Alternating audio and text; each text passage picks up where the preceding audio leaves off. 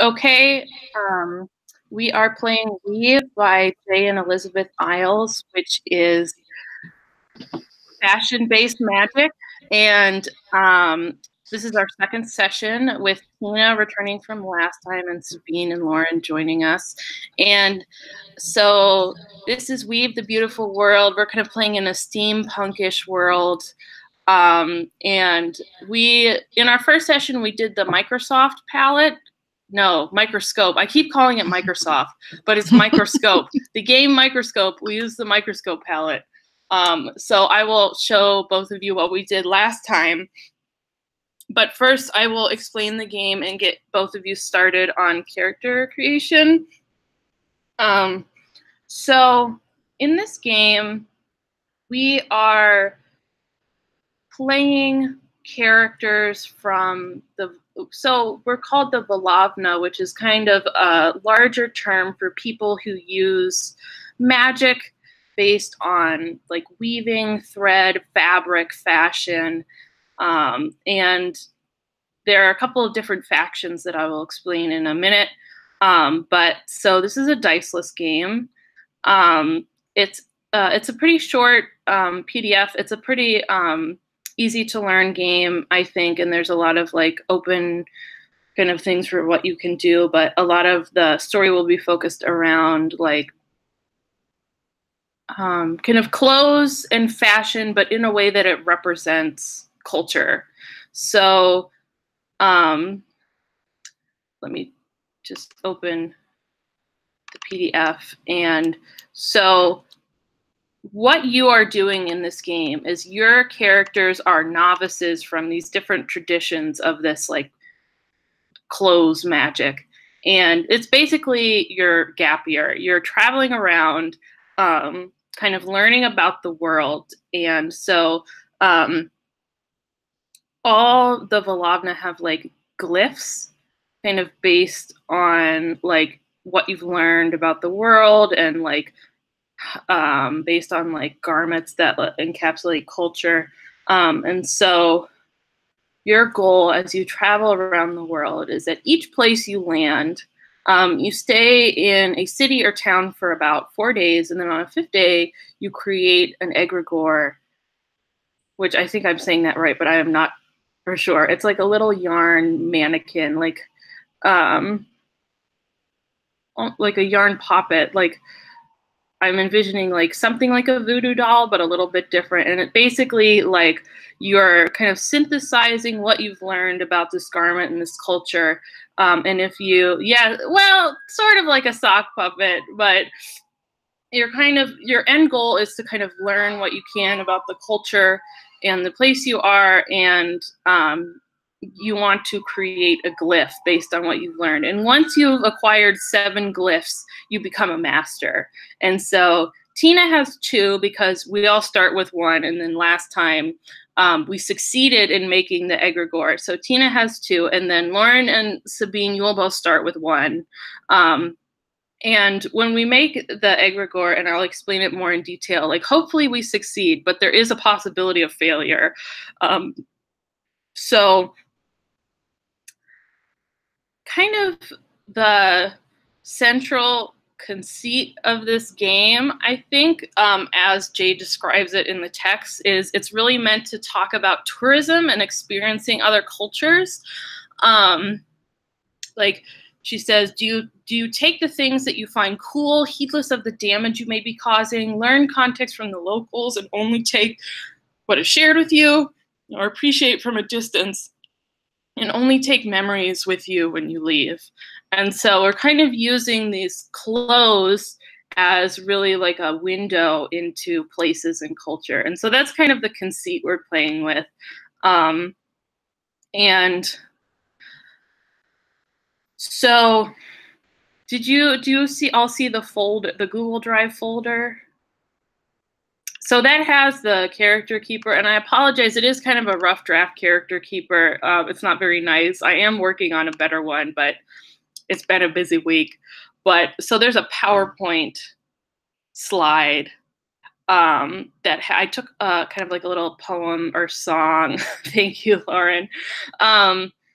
On the fourth slide of the PowerPoint is like a little kind of poem slash tale, and the idea like of the Volovna is that like all of the history and stories are like embroidered or woven into things. Like it's not a written history. So like this whole like magic fabric culture is kind of centered around this thing of fabric and weaving and sewing and creating clothes. So so there's this poem that I revisited the PDF this morning, and I realized this was a really good way to like introduce everybody to the game. So it says, in a loom, 3 things are crucial: the vertical threads of the warp that provide rigidity and structure, the flexible weft that is passed between the threads of the warp, the weave that arises from these acting together. So it is with people. There is the warp, the things about them you can see and touch. There is the weft, their thoughts, emotions, and contexts, and together they make the weave. So it is with the world. Each community is its own thread of the warp, separate and rigid. We are the weft, flowing between them as we travel. Together we reshape the weave of the world. Extract from the first tapestry of the Volovna. So I guess, you know, the tapestries are like these different like cultural or maybe even religious things, like instead of books or Bibles, they have tapestries. And so when we visit each town, we're really trying to like, I will highlight a certain garment that really is kind of like the icon, and then what we're going to try and do is create an egregore based on this, and we're looking for the warp and the weft. The warp is like the physical materials that is required to make it, and the higher, I'm not going to tell you how many you need from each, but it should sort of like come out in conversation. The more complex something is, like with the warp, like how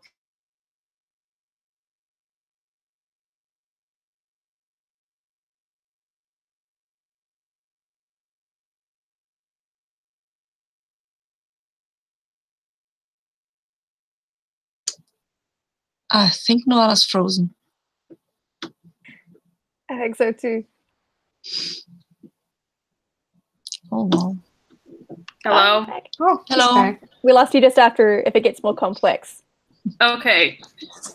So the more complex, for example, in the warp, the more complex it is, like the rarer the materials are, the harder it is to make, the more complex the garment is, the higher the warp points will be. And same with the weft, the more like social meaning it has, the higher, like in more meaning and the more complex the meaning is, the more points it will take. And I'll tell you in a second, but you kind of, as you're going around interacting with people, you're going to be like doing things that will give you warp and weft points.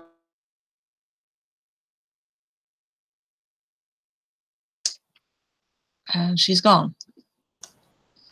Oh no. Ah, there she is. And she's back. Oh, sorry. Hello. Hello? You're back. Sorry. You're back. No problem.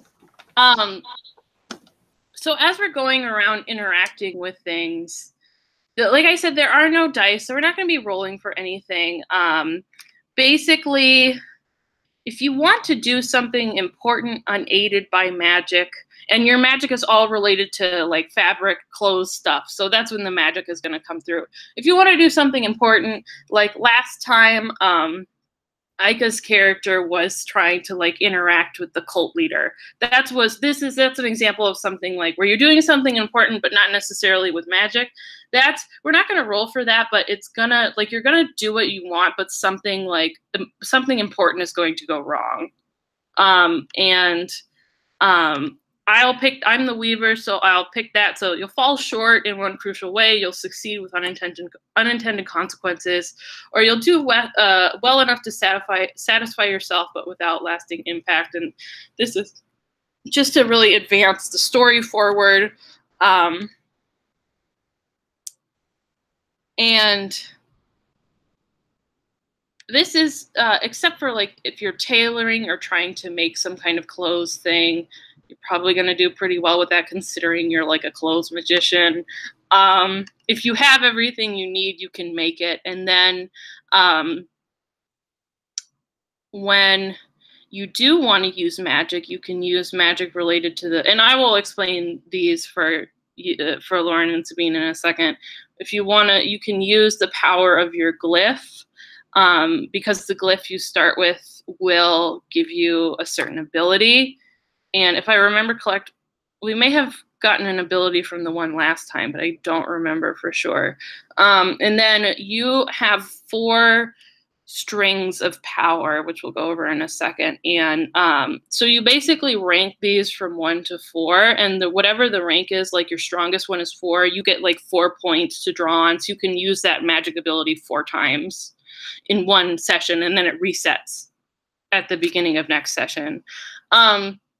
So that's something where, like, if you're using like the thread that protects, like you can turn your scarf into a breastplate. Like if somebody's thrusting a sword at you, that's like an example of something you can do. Like for one event or instance, you can use magic. You can spend a point to do something like that. Or if you want to make an invisibility cloak for like one thing, you can do that too. So that's an example of how you would use magic.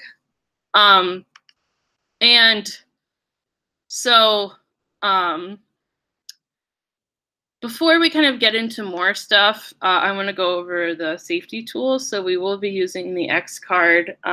So if anything ever makes you uncomfortable or you just don't want to do it, just say X, put your arms in an X, write it in the chat. Usually I say, if we're switching between screens, usually it would be most effective to say X just so that I can hear it. But whatever makes you feel comfortable, and just like make sure I see it. I won't ask you to explain necessarily, although you can if you want to, but I might ask you like a clarifying question so that we can avoid it, jump over it. And then we're using lines and veils as well. And so that's also in the PowerPoint. I think it's the second slide.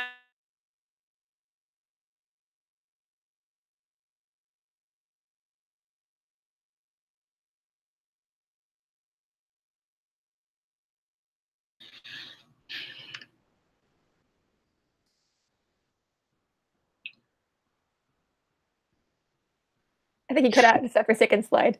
Are we supposed to be doing anything?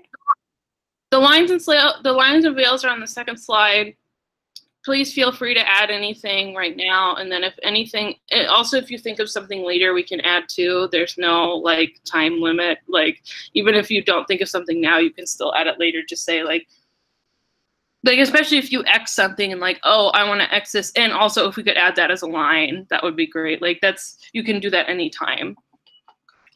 For a bit of like context, like I guess like how old are we and what kinds of places are we going to? Like, So my sense is that we're like young adults. Like since this is we're like novices, I'm envisioning sort of like 18 to 20. Oh, cool. Just like, you know, we're like old enough to travel on our own, and we're kind of expected to go out like with just each other and kind of learn about the world. So that's what I was thinking. And so the city we went to last time was kind of like a city where like everybody could tell the future. So this is places where there's like, I mean, just the way that I'm gonna GM it is there's something odd about every place. Awesome. And then there's like weird stuff happening. Like last time when we went to the city clairvoyant, there was like a cult that was in town, and I don't think I'm necessarily going to take us into like too deep a territory, but like, I mean, things like murder off screen is definitely something that could happen. But you know, I'm not really into like Cthulhu or horror stuff, so we're not going to be going into like anything like that. But it's kind of like anything you might encounter in like a fantasy or steampunk type story is something we could probably do. Oh, awesome. Thank you. But yeah, I'm not really going to be like doing like human sacrifice or like really dark, like ritualistic stuff, just because I'm not that interested in it. Also, that helps here is for line spells. I think I might line sexual balance. That's okay. Yeah, just move it over. And I'll just, oops.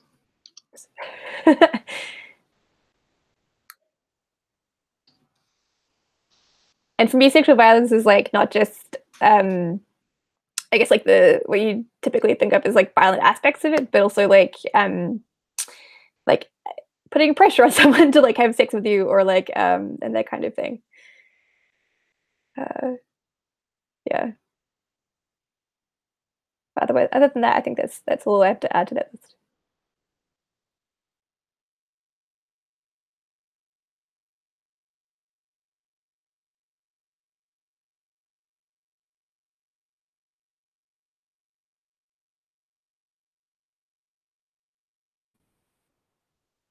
Sorry, Lauren, I cut out. Could you please say that again? Yeah, I added sexual violence, and then I clarified that's both like say violent aspects of it and like physically violent aspects of it, as well as like I guess like coercive like sort of pressure and that kind of thing. Just like Yeah. yeah. So I'm just added that to the like list.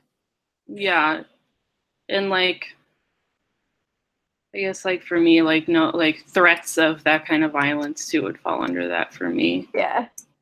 All right, that's great. That's all from me.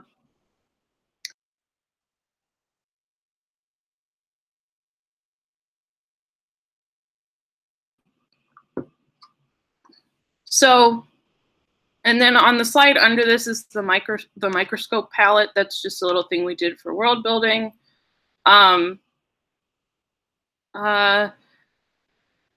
I don't think we're going to go through it all again, but I just wanted to show you two, Lauren and Sabine, what we did last time. And if there's anything you really object to, we can move it, but I just want to make sure. So for don't want, it was mainly kind of really like stereotypical or tropey fairy tale fantasy stuff. Like we didn't want to do like princesses and like fairies, like kind of typical fairies.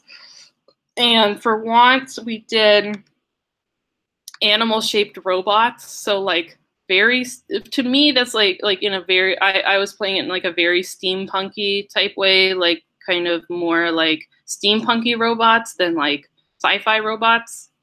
And then wild, out there, almost alien fashion. So like when you're like doing fashion, like either for your own character or other characters, you can just go wild. And then God-based religions, flying islands and cities, and then hopefully at one point we want to explore like an extinct culture, like either go to a place where either go to like an abandoned city or somewhere where people are trying to reconnect to like a lost past or culture. Can I ask about these god-based religions? Are these different gods, or is this one god with various religions under it? Oh, I think it was just like when we play the religions, like when we encounter people that are like adherents of religions, it would be something like where it's like they follow like different gods or something, just like that particular style. Okay. Yeah. Cool. Does that all sound good?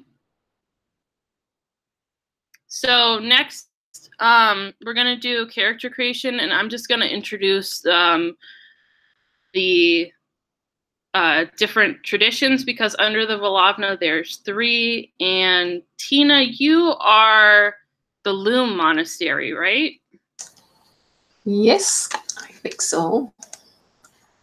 So, yeah. And when you do character creation, like it's okay for us to overlap a little bit. That's fine. Last time we had one character from each, but if one of you really wants to do like one that somebody already else picked, that's totally fine. I don't personally really have a problem with that. So there's the traveling company, which is more like nomadic caravans. And they kind of do more like commissions or shows.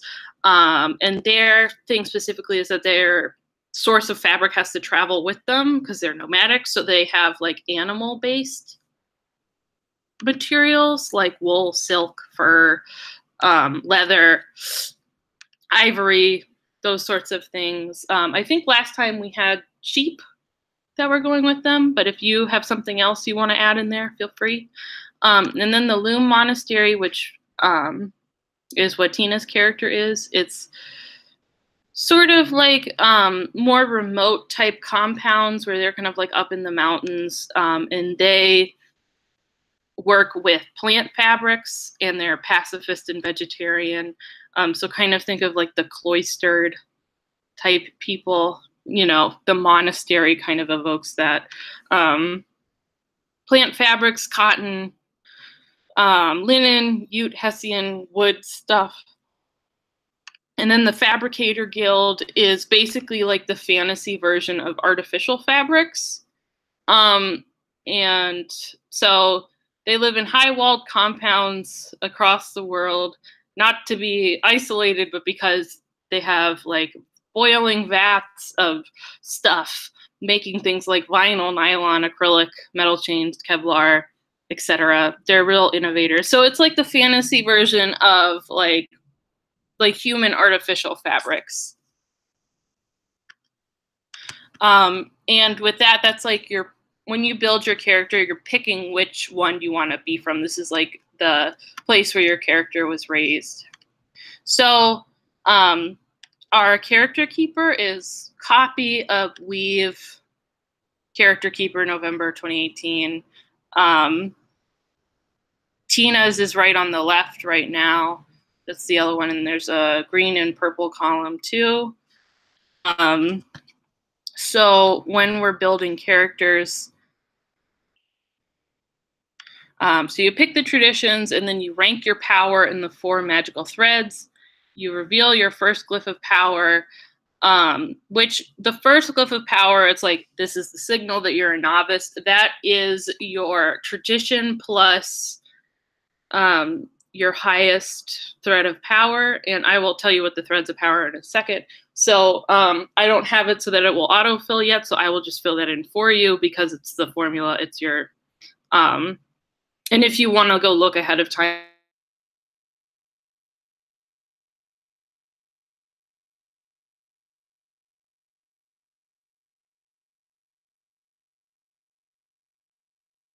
and that's something that protects you from environments of attack, like layers of linen, heavy gloves, warm coat. And so like armor, aprons, raincoats, maybe made out of leather, denim, fur, wax, cotton.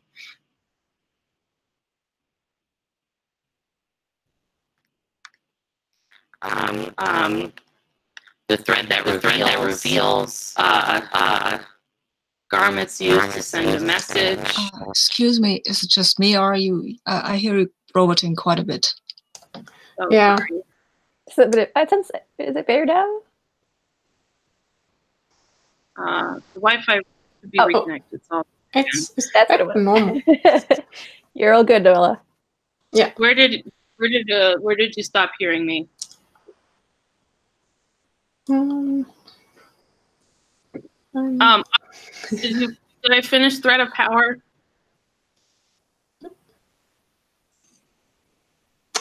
I'm not sure. I don't think so. So thread that protects things that protect you. Thread that reveals things to send a message. And these are also detailed more in the PDF. So for thread that protects here, spend a point to shield yourself or others from harm. Thread that reveals, spend a point to captivate, enthrall, or impress others. The thread that conceals, spend a point to hide your identity, evade detection, or present a false facade. Thread that suffices, it's found in clothing and fabric not chosen but still cherished. Spend a point to help you endure, resist fatigue, and ease others' burdens. And then the other parts of character creation is really just like establishing like your look and outfit. And kind of the thing in this world is really like individuality based on clothes rather than, or being judged and on your clothes rather than like what your physical appearance is. So go wild, do whatever you want with the outfit. Although like, but there's also look just to like give an impression of what you look like.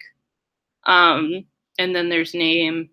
And then I will put the little descriptions in when you like fill in what your tradition is, and then I'll fill in your glyph of power.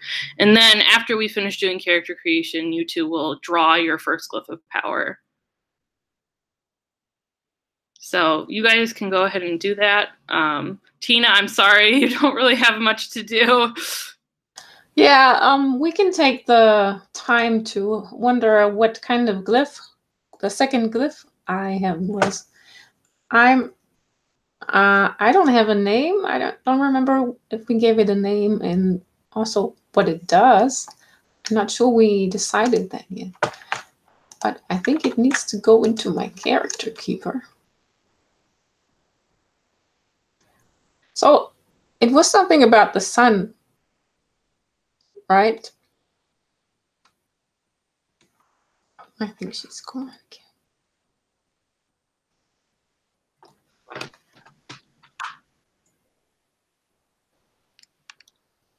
Can you hear me? Yes. This hotel Wi-Fi is not doing very well. Yeah. Let me look at the glyphs. This was kind of like, this is the sun glyph, I think. Mm-hmm. And I have a little plant growing in front of it, a little seed actually. I guess we need to find a use, an actual power for it, right? Powered for additional glyphs. We can also just say we do. Oh, I don't know. What?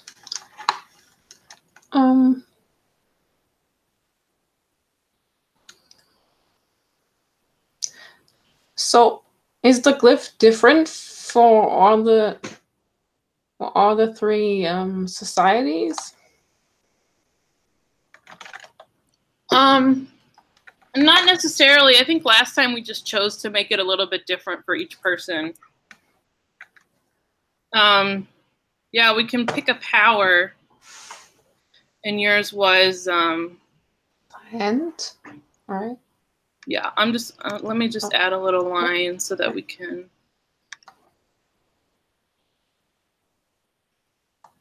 I'm just gonna make a little space for you to write in the power. I mean, in terms of a name, you can just do like the sun. I don't think I have to get like too creative with it right now. Okay. Well, what kind of power do you think it should have? Well, I'm looking at the existing glyph list for inspiration. Protect.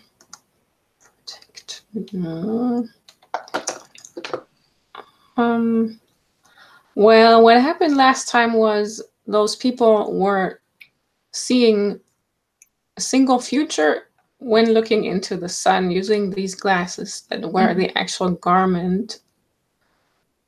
So maybe it is something about telling the future.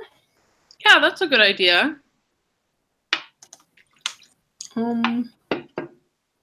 It could be something like you can invoke the glyph and have the GM tell you like something that's about to happen.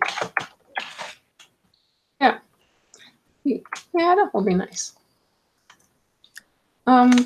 So usually it's about your garment. I guess I just have the glasses we made, and this is the garment that is talking about probably. Yeah. Also, you have I'm just. Yeah. What? I'm just looking through the glasses to see the future and a brief time ahead. And the GM tells me what will happen. Yeah, and the little egregore is like hanging from a string attached to the glasses. Yeah. That's good. All right.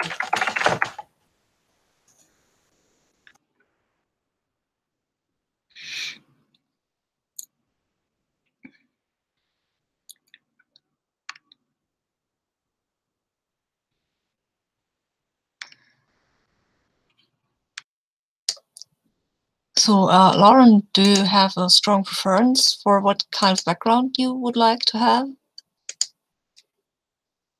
Ooh, good question. It all sounds super neat.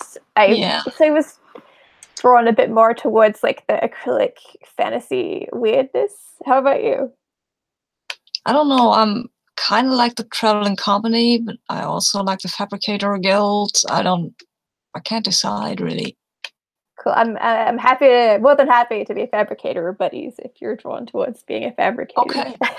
No, it's totally okay. I'll be happy to be Traveling Company. I like that one. Awesome. Cool. Yeah, like I said, I don't have a problem with a couple of people being in the same one as well. I think it's fine.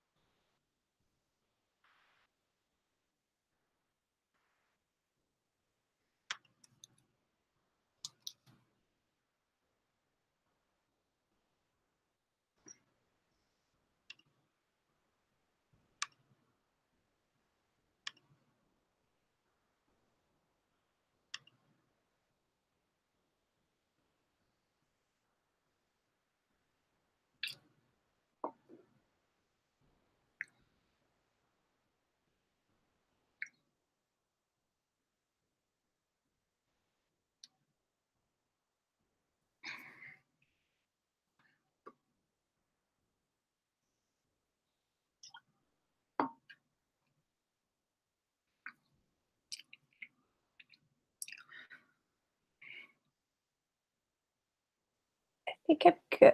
I think I've done everything. I filled out my character. Yes, I think I've done so too.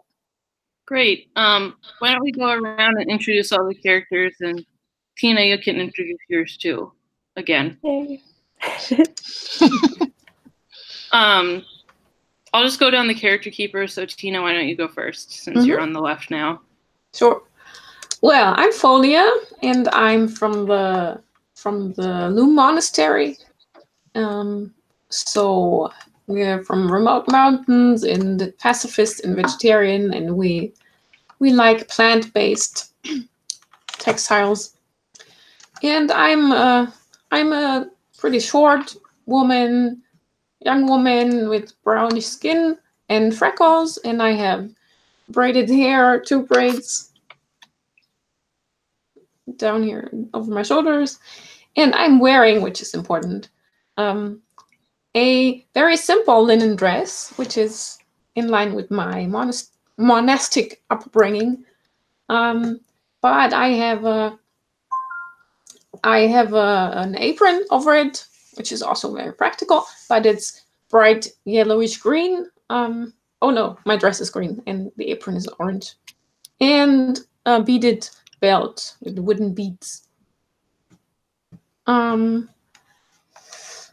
Otherwise, my most important thread is the thread that suffices, which means the more practical things that are not necessarily pretty, but useful and necessary.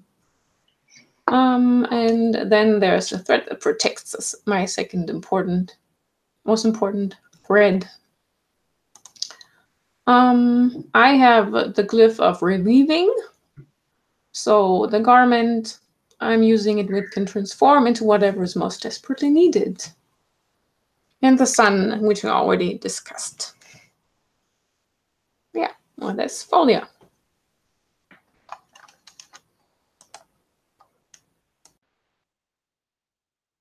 Lauren, why don't you go next? Awesome. So I'll be playing Saffron, or Saf, or Safi, or whatever you want to nickname her. Yes, I'm drinking out of the wedding mug.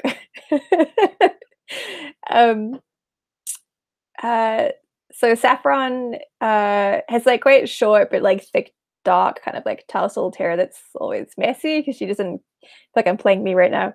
Doesn't give like too much care to like how she presents herself, since she's way more focused on like the clothing itself, making that look good and great. And she's not too bothered about her like calloused hands or like quite like rough presenting exterior. She's quite short and has brown skin and like large, like deep golden amber eyes. I picture her coming from, so I imagine like the fabricator guild sounds a bit stratified. There's probably a bit of like politics going on there in terms of like who has the best, like most innovative garments, and there's probably like a bit of a legacy thing of like people training up like the next big innovators and all that kind of jazz. And I think Saffron is probably from like one of the lower stratified parts of the Fabricator Guild. I think she probably had a good knack for making this stuff. So like shedding the vats, making this acrylic weave, and like imbuing it with magic and that kind of thing. But she was overlooked a lot throughout her like childhood for being like a creator. And I think like perhaps, so I think this is kind of like her journey to go out and like prove that she can create and like use these fabrics to be innovative and find her own voice and all that jazz outside of like the Fabricator Guild. So she's sort of getting used to wearing fancy clothing and stuff, since she's used to just wearing very practical garments for when you're making clothes, because you don't want to get your fancy clothes like mucked up and stuff.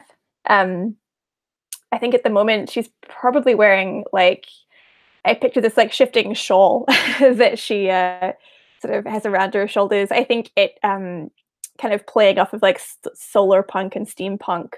The colors change with like the dawn through dusk. So it's like at dawn, it's like very pale, pastel-y, like colors going down to deep indigo. And then during the day, it's a bit more like bright blue and sort of more sunny and with like pretty hints of yellows and stuff. And then at dusk, it's like that very rich, velvety, like purple, orange, like warm glow kind of thing. So it's this kind of constant state of change. And then of course, like at night, it's like midnight indigo.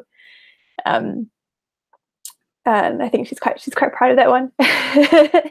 She of the 4 threads is most aligned with the thread that suffices, which I think makes sense, being all about like taking on burdens, like being super strong and like overcoming, like just being persistent, I guess. So has the strength of iron. So long as she wears the garment, she will not need food, water, air, or rest. That's me. That's fantastic. Sabine, are you ready to go? Yeah, sure. So I'm going to be playing Arun. Arun comes from the nomadic caravans that went their ways through the kingdoms. Arun is used to being outside, I think, a lot, and his garment mostly reflects that. He wears tight leather pants with patterns in earth colors and a long cloak in earth and leaf patterns, so you won't necessarily see him. He wears high boots, he's pretty proud of, and most importantly, he wears a really brightly colored vest with traveling scenes of the places that he's been to, and he usually hides that beneath his cloak, but once in a while he will take the cloak off, and then mostly when it's time to go dancing, because he loves to go dancing, and that's what his cliff is about. That's prowess, and the garment is the vest, obviously, and when he's wearing the vest, he's really a great dancer. Otherwise, he's athletic, moderately tall, moves quietly, he has dark brown skin and light gold eyes. He has long black hair that is braided, not just into single braids, but like French braids. Everything is interwoven, and he seems to be very proud of that too. Great. So now that character introductions were done, why don't we take a little break and then we'll jump into our adventure. So let's take like a nice...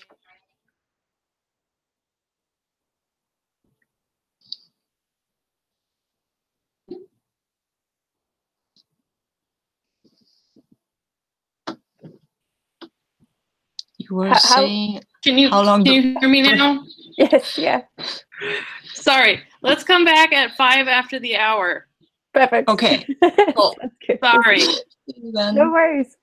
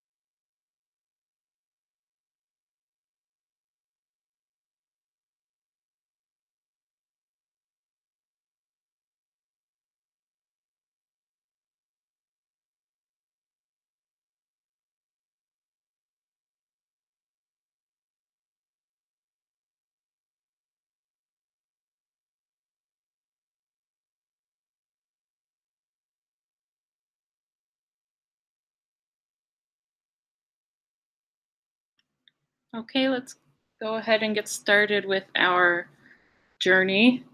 So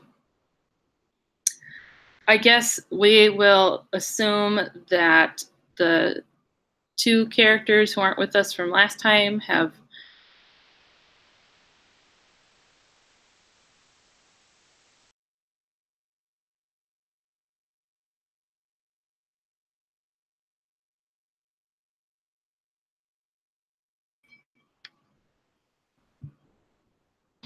you cut out at the two characters who were with us from the last time have, and then you were gone.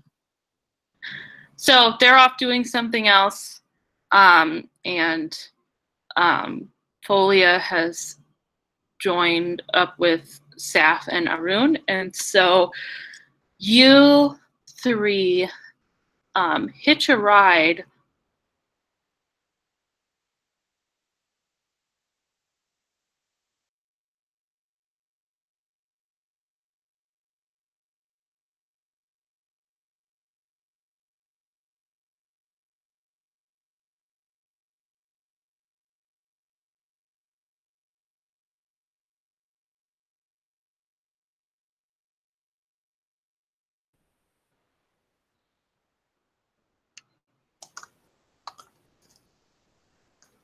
we missed Sorry. the part where we're Can you hear me now? Mm-hmm. Yeah. Yes. We can hear you now. Sorry. So now you three are hitching a ride on some mechanical dragons. Ooh, And nice. you are headed towards the edge of the map. And you're not quite sure where you're going, but you have heard stories about a city in the sky, and you are headed there.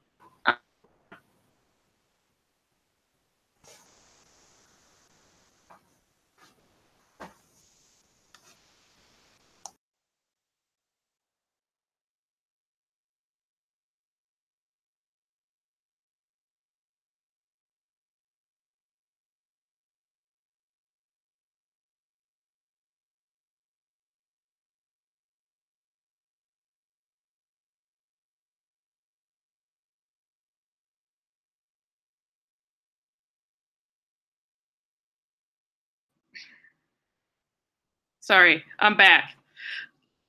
Yeah, I'll try just doing audio.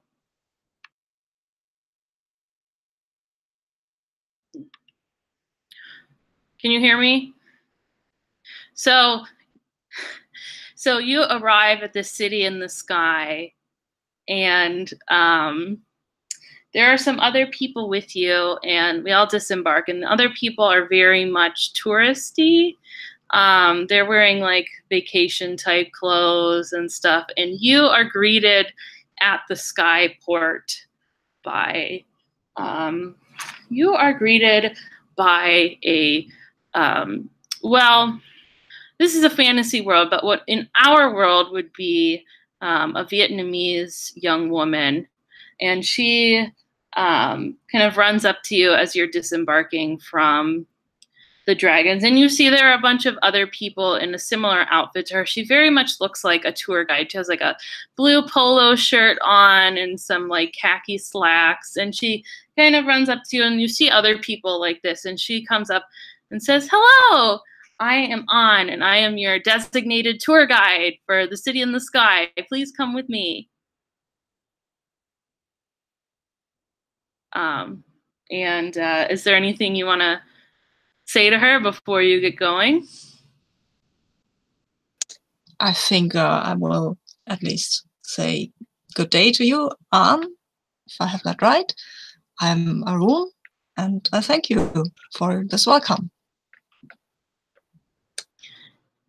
And she starts to lead you towards a hotel. And you see a couple of different like tourist groups going around, but you can also see that An and some of the other tour guides are looking a little tense. I mean, they're definitely keeping up the like chipper, everything is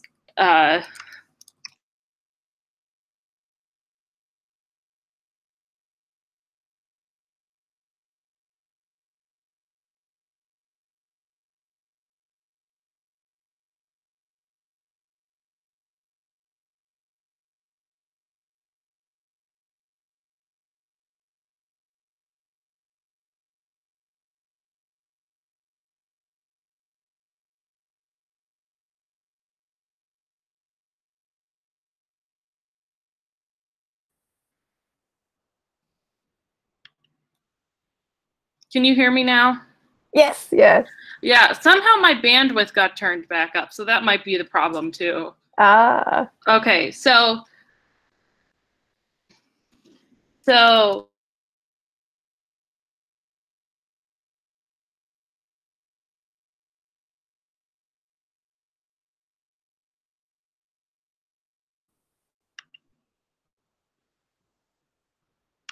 sorry, it keeps cutting in and out.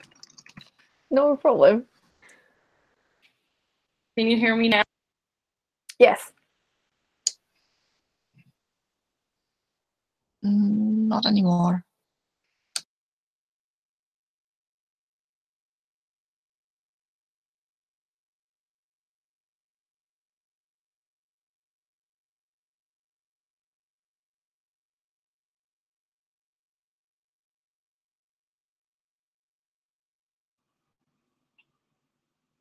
Okay. Yes, internet is troublesome up here in the sky. Yeah, the connection doesn't reach that far. On is leading you towards the hotel, and you can see that while everyone is acting very chipper, so they look like something is like troubling them. They look very tense. It looks like something is wrong. She leads you into the hotel and kind of leaves you in the lobby and says, I will be here tomorrow morning to come pick you up for tours. And then she kind of leaves. And then the young woman behind the counter starts talking to you to get you like set up with a room. And you also see some tourist-looking people sitting in like some of the chairs in the lobby, looking a little bit worried. What do you do? I think I say to my companions, perhaps everyone here is just afraid of heights. You think they'd live in a city in the clouds if they're afraid of height? Well, maybe because they're born here. Oops. Well, yeah, but if you're born here, you wouldn't be afraid of heights, would you? I mean, you probably get used to it, I guess. Yeah. I mean, the tourists, I'm a little okay. afraid. I too am feeling nervous, but perhaps for different reasons as to these people here. Perhaps we should inquire. Yeah, maybe somebody knows. Maybe there's something going on in the city. But wouldn't they tell us? I mean, if it's dangerous. I mean, the tourists sure would, because I mean they're not from here, and if they've caught on, that would be something rather obvious, I guess, wouldn't it? I mean, I don't know. Yes. So who goes? Should I go? Do you go? Well, Aaron, you're a traveler. You have probably more in common with these people than I. Yeah, true, but nah. You know, in my tribe, some people go talking to strangers and some people don't, and I'm more one of these who don't. But I guess, well, but my father told me when I went out that maybe I should change that. Indeed, we are here to grow face and have experience. Exactly, face your fears. Oh, great. I'm talking to you, okay? Oh, okay. Oh, I mean, I don't know you that well, but you seem nice. And this lady over there with that red dress, I mean, I kind of like the color. So I'm going over to the lady in the red dress, the touristy lady, to talk to her. Yes. We're right behind you. Of course, we have your cool. We have your back. Cool. Thank you. Wow. Thank you. Okay. So, yes. Excuse me? Ma'am? Miss? Hello? She's frozen with fear. You're frozen. Oh, I thought she was the silent type. Strong but silent.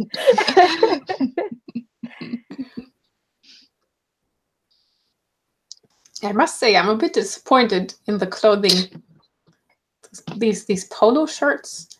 I was thinking about clouds and lace and all kinds of silky clothing up here, and this is just Just regular stuff. But, Yeah, but the lady in the dress? The color is nice. This the sky blue. Yeah, well, I guess that's fitting. That's an interesting color. But the exact shade. I had the same thought. Surely if you lived in the sky, yes, you would embrace feathers and cloud material. Feathers are great. I like feathers. Ooh, they kind of creep me out. Animal parts in my clothes. I don't like that. What's wrong with animal parts in your clothes? Hi, Anuela. Hi, sorry. I'm on my phone now, so hopefully this will make it easier. So you approach this lady, and she sees you, and she kind of rushes over and like touches your arm and says, "Have you heard?" No. She kind of steps back a little bit and like very conspiratorially leans in towards you and says, "Someone was pushed off the edge."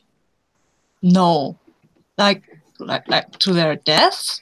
I mean... Yes! And it was a tourist, too. People are saying that they're going around killing tourists. And then her companion, one of her companions, kind of looks at her and says, "It was probably just an accident. There's no need to panic." Well,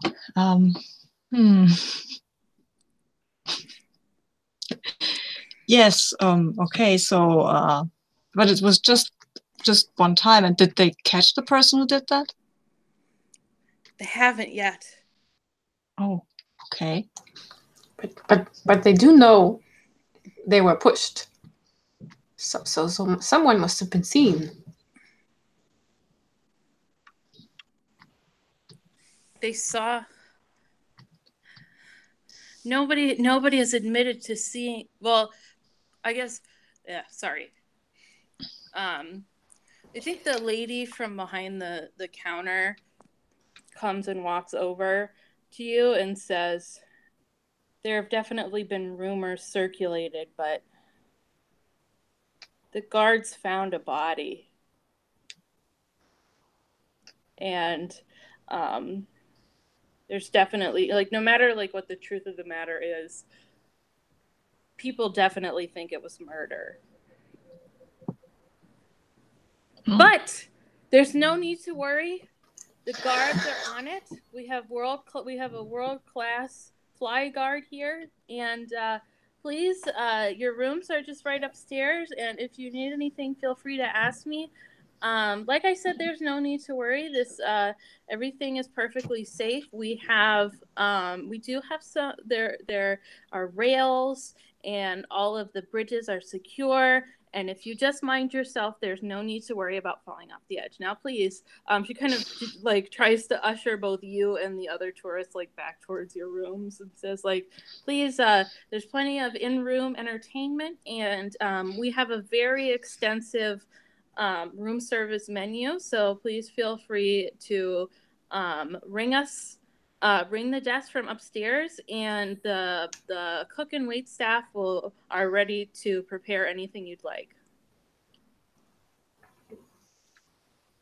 Thank you. Yes.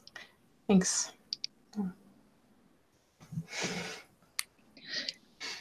Well, and after we're at our room, I will tell you that I think these people are a bit strange.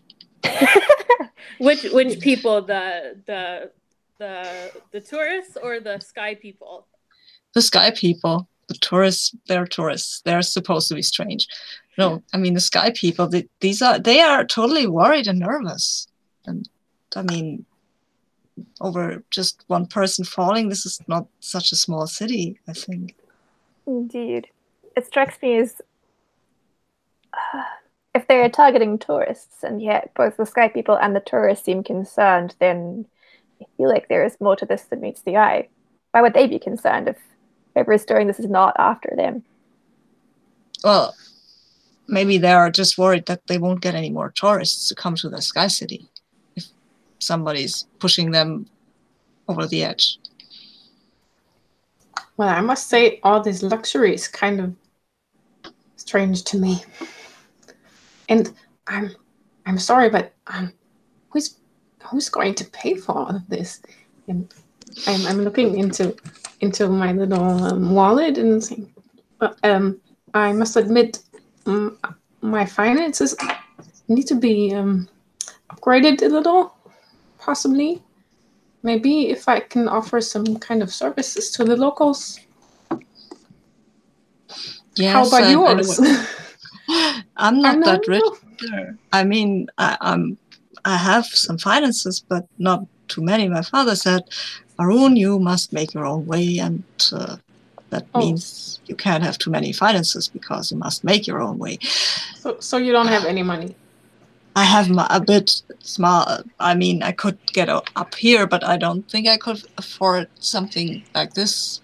But nobody asked, so that's weird, isn't it? They haven't talked about money yet. Exactly, which is making me wonder. They just snatched us up at the skyport and then dragged us here. And I'm a bit worried, actually. Perhaps you should take a look at the room service menu, and you can guess, and you can see what the different prices are. I would like to poke around to see, like, you know how hotels have free robes? Like, I want to see if they have free robes at this place. Yeah. I think they have a lot of free stuff. This is definitely like they're trying to put you in the lap of luxury. Awesome. I will fully like open up the closet and pull out like 3 bathrobes, whatever sky bathrobes look like. What do sky bathrobes look like? I think it's definitely very light and fluffy. I mean, these are designed for inside, but they're definitely designed for being warm because it's up in the sky, so it's sort of cold. And then it's very like white and blue and gray sorts of colors, like, you know, sky colors. This would be very good camouflage for if we had to like conceal ourselves amongst the clouds. It's interesting. I mean, I kind of like camouflage. The idea of camouflage. I don't make a lot of sense. But I still like. But I guess my cloak isn't very camouflagey right here, right? Isn't it? Is it? Not up here. No, it's not. Well, so is this an expensive hotel? Does this room service thing say something about that? So the Nadia, the receptionist, kind of gave you, I mean, it's not the receipt since you're not done staying there, but she gave you like the brochure, and you can look at the room service menu, and it's a lot cheaper than you would expect like such a luxurious hotel to be. Strange. Yes, very strange. Huh, we may even be able to afford this. Fairly. Really?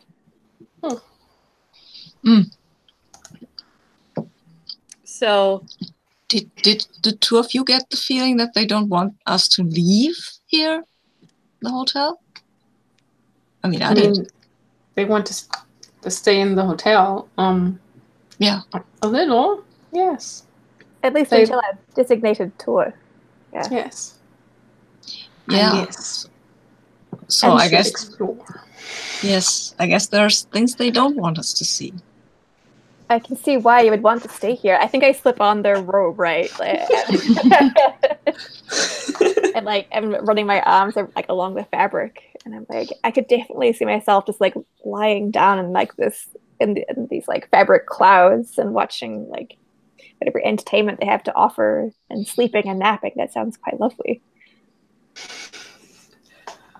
But there's something strange going on here. You can't just sit around and let yourself be entertained. Indeed. But well, it is nice, to be fair, but I think we need to do something. Yes, should we? And I'm curious. And I'm really curious about what the real Sky City looks like. I mean, this looks like it's kind of a theater or something where they put up a play for tourists and I want to see the real city. the real locals. Me too. See the underbelly of the town. That sounds ominous. Oh well, I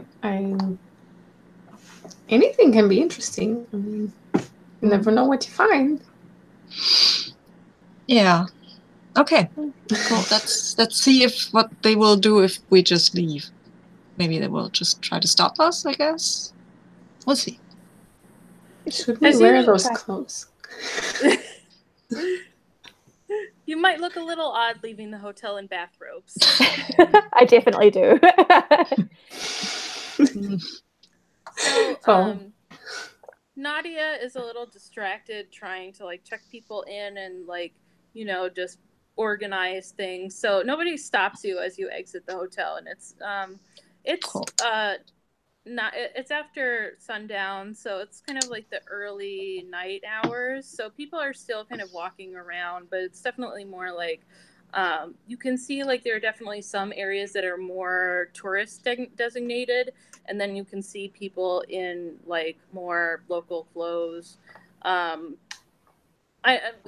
thinking more like, you know, people, the tourists are definitely wearing more of like tourist, just imagine like tourist clothes from our world, and then the sky people definitely have a little more of like practical clothes on, like working clothes, and then coats and boots. And you can see them kind of going down some streets, and you can see a bar, well, like a bar tavern type place that says Cloud 9, kind of in like blinking like neon lights. Where do you want to go? Look, this is certainly something they don't want us to see, right? This bar, whatever it is. Would you like to go inside? Maybe we should ask around in there. Yeah, let's have a look. Maybe we can find out what they're really wearing, and not what these tourists. The most important thing. Exactly. And remember, now that we're kind of doing a lot of the exploring, you want to keep your eyes out for the warp and weft points. Hopefully, I put it in the chat a couple times. I can put it again, but like things that you want to look out for, and you can definitely prompt me on saying like I'm trying to get a warp or a weft point here. I was still trying to get a wall point with the bathrobe. Well, that's not the garment I was thinking of, but it's a good start. There is some kind of special garment we need to see. There is. I'm about to show it to you. So you walk into the bar, and there are a few tourists in there, but not many. It's not like you will be thrown out because you're a tourist. It's just definitely more tuned towards locals, and you can see kind of like this person who is kind of stands out to you is a woman who's kind of sitting on kind of the far side of the bar. Her hair is thrown up. She kind of like silvery hair. I mean, she's a young woman. She just has like kind of gray silvery hair, and she has like she's using goggles as like a hairband, and she's wearing this like flight jacket, and this is the garment that we're going to be focusing on. This flight jacket, it's sort of like a royal blue color with silver trim, and it has like different pockets and nice buttons, and hers is definitely worn, and she just has it open, and so it's very like eye-catching, partly because it's like the only thing she's wearing on top, so she's like bare-chested underneath it and has it open so you can kind of like see the sides of her breasts, but it's not like fully exposed. But she's just drinking on one side of the bar, and there's a couple of other people milling around, but she is the person who catches your eye.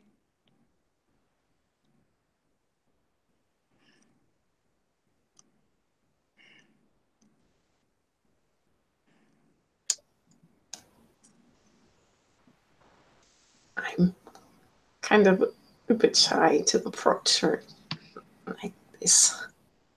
So, well, we should go talk to her. I mean, look at this jacket. It's amazing. Yes, it is, but she's wearing nothing under it. It's strange. So?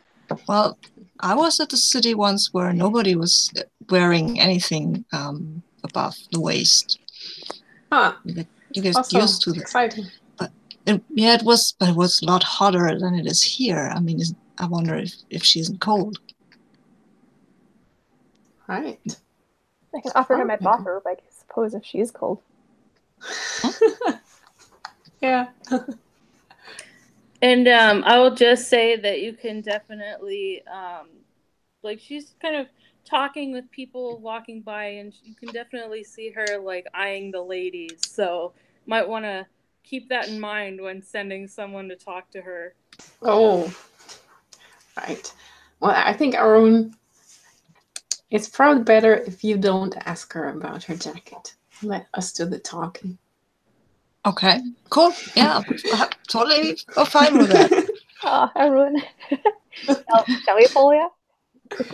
We'll make an introduction. Yeah. Yes. Are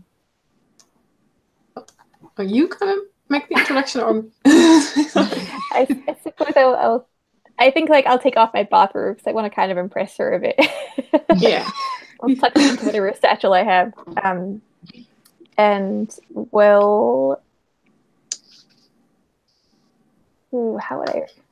Yeah, I feel like Seth would approach her quite boldly and be like, excuse me, I love that jacket you're wearing. Oh. Why, thank you, you pretty thing. She's very, like, just upfront with it. And she kind of, like puts her hand on your shoulder and just, like caresses your shoulder a little bit. You're not too bad. Yours isn't too bad either. Oh, I made it with my own hands. So thank you. That means a lot. Oh, and she kind of, like, goes a little bit closer to you and kind of, like, looks you over a little bit, and she says, oh, you must be one of those Volavna. I am. And yourself? Oh, me. I'm just a fly girl. Just a fly girl? Mm-hmm. By the looks of things, you are more than just a fly girl. Oh, well, you know, it's off hours. Just enjoying myself while I don't have to deal with all the tourists.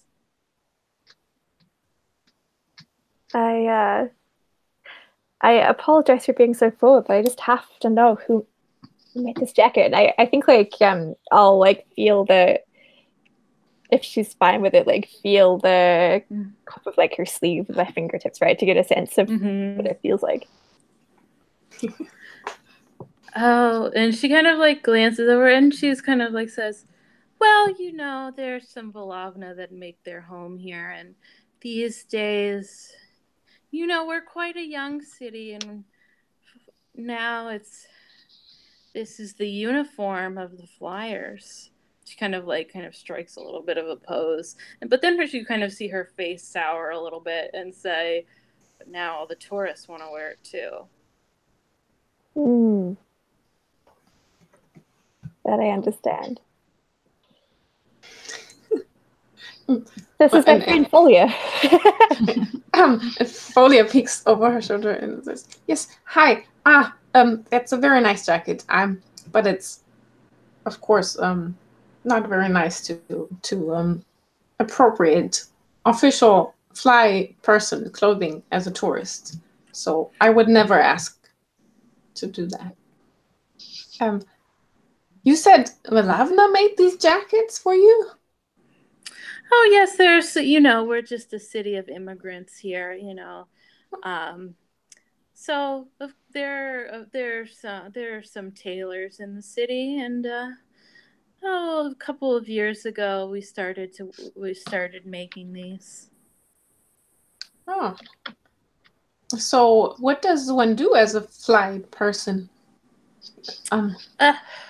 She kind of sighs and she says, well, there's the fly guard, and they're in charge of protecting the city, helping people who fall, although that often means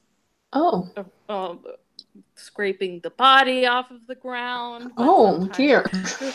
And she kind of like say like, oh, I'm sorry. It's just that, these things happen and I'm just used to it. I don't mean to expose you to such kind of violent accidents. No, I'm sure you're doing your best to help these people and prevent such terrible disasters. And and then there's tour guides. Unfortunately, these days, most of our flying is tours, but if it were up to me, we would just be flying for the art of it, And then, of course, there's the athletes and the games, but those are mainly in the stadiums, not in the open sky. I think Folia is waving Arun over, and because he should hear this too. By the way, this is our companion Arun. He's also a traveling weaver. Arun, she kind of formally shakes your hand. Yeah, okay. Hello, you said something about games and sports? Oh, yes, there are various sports people play here, although mainly in stadiums. We have the mechanical dragons and the mechanical eagles that people can ride, but then there's also mechanical wings and boots. Quidditch, soccer, those sorts of things. But for me, there's nothing purer than swimming in the open sky. Are you saying you're flying just with the help of this jacket and nothing else? Oh no. Oh, I wish we had such technology, but I unfortunately do need the help of a mechanical companion. Oh, I see. Well, of course. There's no magic or anything like that. Who is your companion? Well, I have a mechanical eagle that I ride at times. And then I also help some of the artisans test out new technologies. Oh. But it's been hard. I assume you heard about that poor, unfortunate tourist. Possibly, yes. Indeed, we may have heard about this, yes. Well, yes, now, because of course, now that a tourist has gotten knocked off, now everyone is concerned about it. When it was just us, nobody cared. But yes, that Jean-Paul fellow bit the dust. Oh, you knew him? No, I just heard his name. He was a tourist, I think. Been here a week or so, and it was a couple of days ago, and now everybody is in a tussle. We rely on, we don't have earth and props up here. We really rely on tourists for our economy. So when something like this happens to one, everyone gets worried. I guess people say that it's pushed, but if you rely upon tourists for your economy, why would someone push one off? Well, it's not really just tourists. This has been going on for months. It's just been us, fly girls, fly boys, hotel workers, waitresses. They just didn't care before one of the tourists got pushed. So there's somebody walking around here pushing people to their death. Yes. Wow. Okay. And not they so haven't great. been caught. Nobody knows. There's rumors everywhere. It's a man, it's a woman, it's a robot, it's a spirit. Nobody knows what the truth is. Spirit.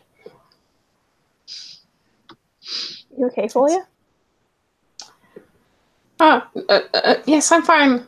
I'm sorry. I was just kind of worried. Spirits? Oh, you know, we have lots of different folks here. Like I said, we're all immigrants here, so people have brought their various religions and beliefs. Some believe in spirits or fairy or fae or gods. Me, I don't really have a personal belief. I don't know if there was anything, if any ghost vengeful enough to push people off the sides. But personally, I believe it's a living, breathing person. But I don't really. But in the end, no one actually knows. And at this point, oh sorry, the bartender is calling for last call, so it's getting really late.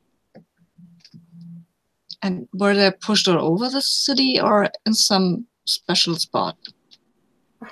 It's been happening all over. Okay. Well, I must go home. And she kind of looks at you, and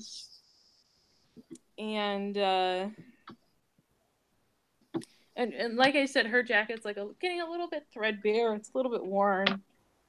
So I think she looks at you, Folia, and said, "You folks are Volovna, right?" Yes. Do you need our services, perhaps? No, but you did like this jacket. And then this point, she just like takes it off and puts it on your shoulders and say, like, "You are tourists, I suppose, but you appreciate the weave, so I'll let you have this, and why don't you just find me while you're here and give it back when you're done." Why, thank you. That's very generous. I make sure to not harm to it, and well, I investigate every weave. So she says goodbye and leaves. And from this exchange, let me see. Well, you saw the garment up close. You are technically Folia. You're wearing the garment. And then you got a local to tell you about the garment and freely given your own copy. So I'm going to give you 2 warp and 2 weft for that, just because we kind of had a very extended conversation. So now, I guess you could stay out later if you want, but everybody is pretty much going to bed. So probably you can go back to the hotel. And yes, she did just walk out of the hotel with like nothing on. Yeah, I wasn't for her pants. She's just very nonchalant about it and says like, "Oh, goodbye, everyone. See you tomorrow." It's kind of chilly. She's walking out there with no shirt on. I should have given her my robe. Yes. And then you also say someone saying goodbye, Yue, to her, so you kind of learn that her name is Yue. Oh. She didn't even tell us her name, but now we know. Hi. Well, you certainly know some intimate details about her. Yes. In a manner of speaking. Well, I suppose we should probably get back to the hotel, and maybe we can find out about this John Paul person who was pushed last. I mean, if he was a tourist, he may have stayed in the same hotel we do. Yes, I'm more curious about these people who are pushed, the other ones, you know? Oh yes, I understand. Yes. And the whole sports thing, I mean, it kind of interests me. I know I'm probably a terrible person for that, but it sounds interesting. And the whole fly person thing. Do you think we should stay out a little longer? No, I think everybody's going to bed, but I want to do the tour tomorrow, just to see what the official story about this place is. And I guess we'll get to see some of them flying, maybe. Hopefully. I would like to see that. I mean, I would like to do that, actually. Yeah, well, we can go back to the hotel and spend our evening looking at the jacket and figure out what it's made from. Something. Yes. Perhaps we could speak to the Vilavna who live here. Maybe they will be more honest and open about how this place works. Mm-hmm. Possibly. Yes. That's a good idea. Cool. So I guess we're going back to our room. Do we have separate rooms? Yeah. You can just have one. There is only 3 of you, so you could just share one. I'm gonna say you're sharing one just because while it is cheaper than you expect, it is still you're gonna have to combine your finances to afford this. Yeah, I think so. Jacket study party in the oh yeah. Nice. Let's get us a weft. Maybe a warp, because you're really looking at the materials. Yeah, right. Yes. Exactly. Yes. A warp, right. Mm-hmm. Yeah, the weft is in my understanding is really more of like the social meaning of it, and the warp is the physical composition. I guess we're not actually getting anything because we've already seen it up close and when wearing it, and yeah. Well, I'll give you a point. Let's say that now you examine it and you would know how to make it.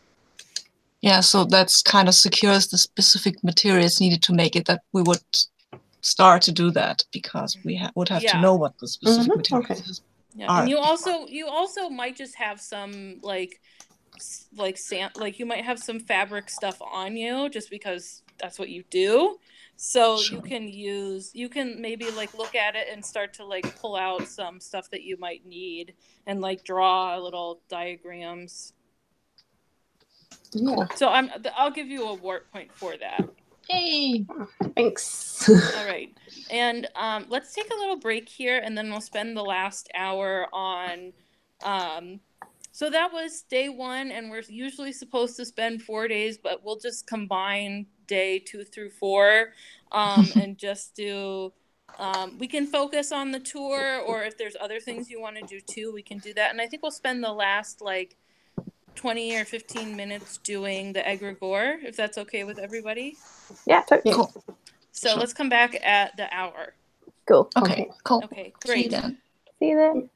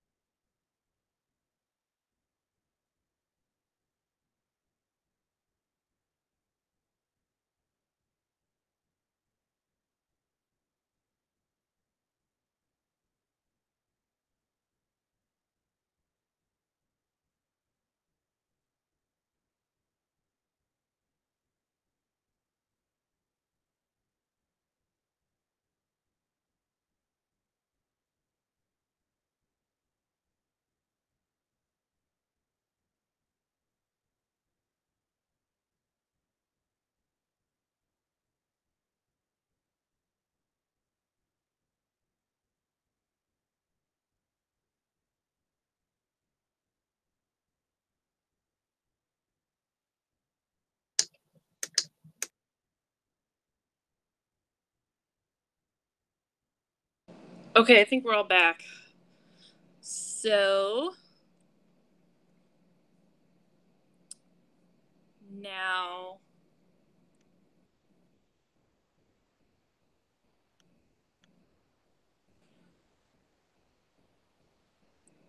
sorry, just getting things in order.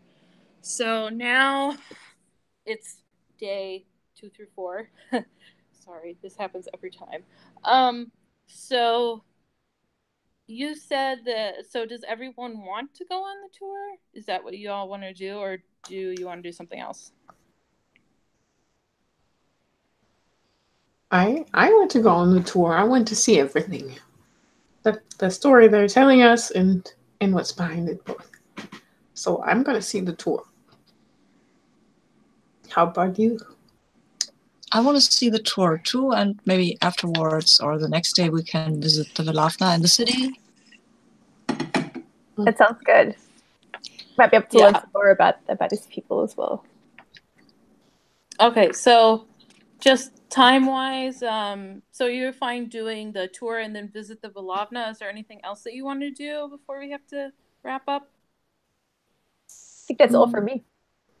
But how about other people?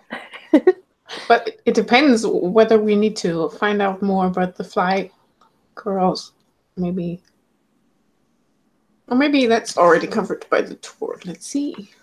Or maybe there's a game scheduled of some of their fly sports that we could watch.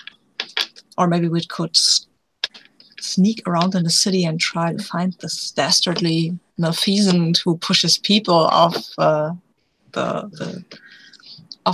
city. Really. Yes. Yeah. Well, we'll see where it goes. You know, you are only in the city for a limited time, so there may be some mysteries that might be left unsolved. So you're on the tour. You're going on the tour. An has picked you up, and you do a little bit of a walking tour at first, probably about like half an hour, 45 minutes of a little bit of a walking tour. You see the different buildings, kind of the layout of the city, besides the fact that you're literally on a floating island, kind of looks very normal to you. I mean, it's like a fantasy steampunkish type city. It's got like, you know, the lampposts. There's like some bushes and trees and flowers and grass. It's got like the kind of simple architecture for some places, more elaborate like Victorian architecture for more fancy places.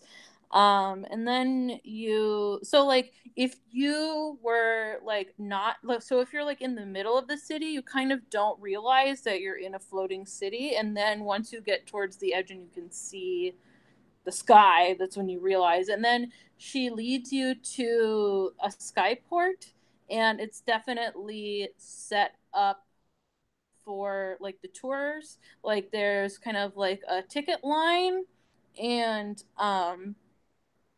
like places for groups to gather and like get on to the mechanical animals. And so An kind of leads you through the line, and she goes to like either give the voucher or pay for the tour. And you notice that kind of the person staffing the ticket booth is Yue from last night. Is she still half naked? No, she's in her like work uniform. And you notice that she is, an interesting thing that you notice is that there are definitely like fly boys and fly girls that are leading the tours, but she is not one of them. She is just staffing the booth.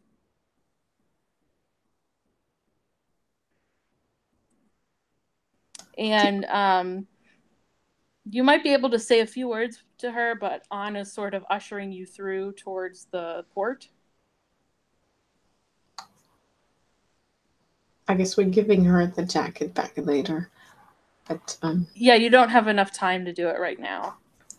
Well, I say to the others, maybe she gave us the jacket because she's not allowed to wear it anymore, work anymore in that capacity.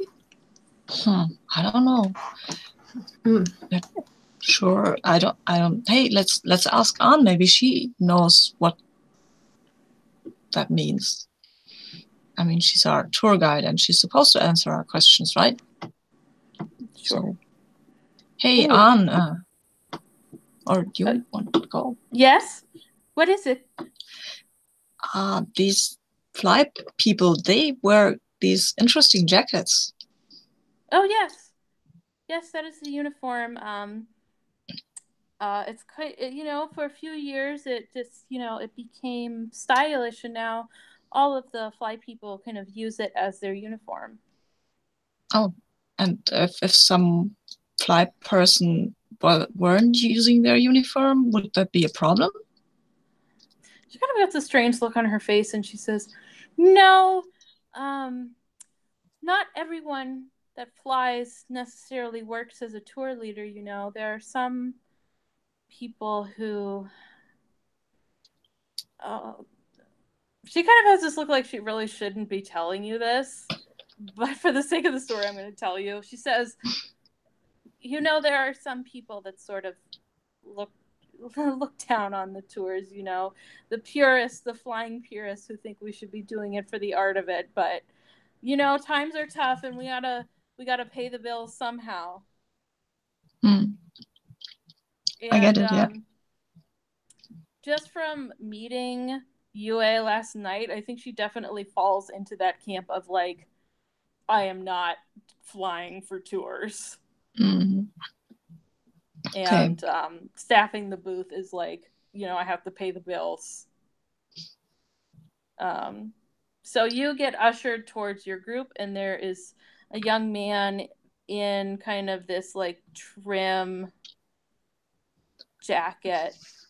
He's wearing the fly jacket. And also right there, I think I am going to give you a weft point there, because you kind of learn that, like, you kind of see that, like, this jacket has sort of gotten, like, the touristy connotation to it a little bit.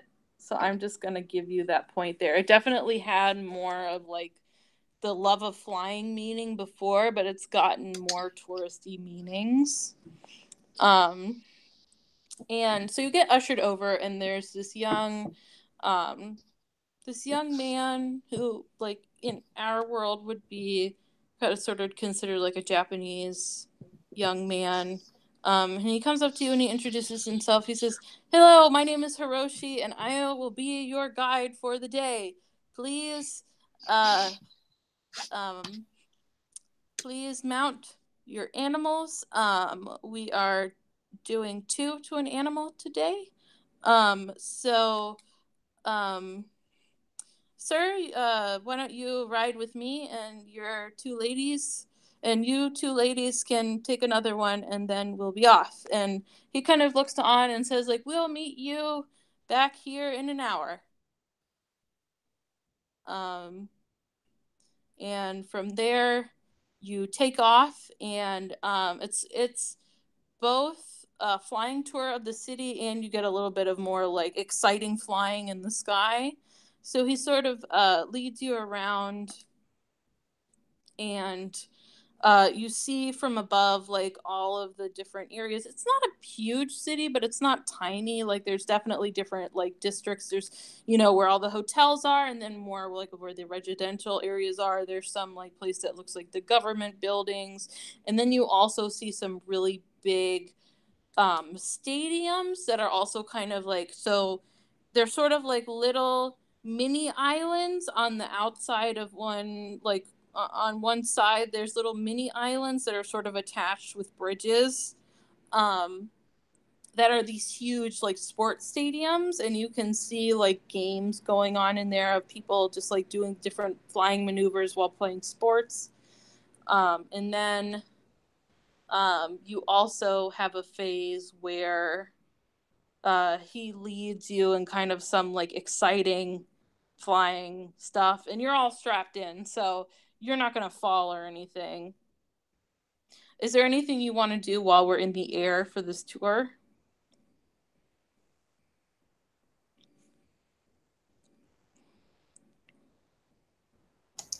I think I'm trying to look out for other people wearing the jacket. Do I see anyone? Yeah, you see using the jacket? You see a couple of other groups.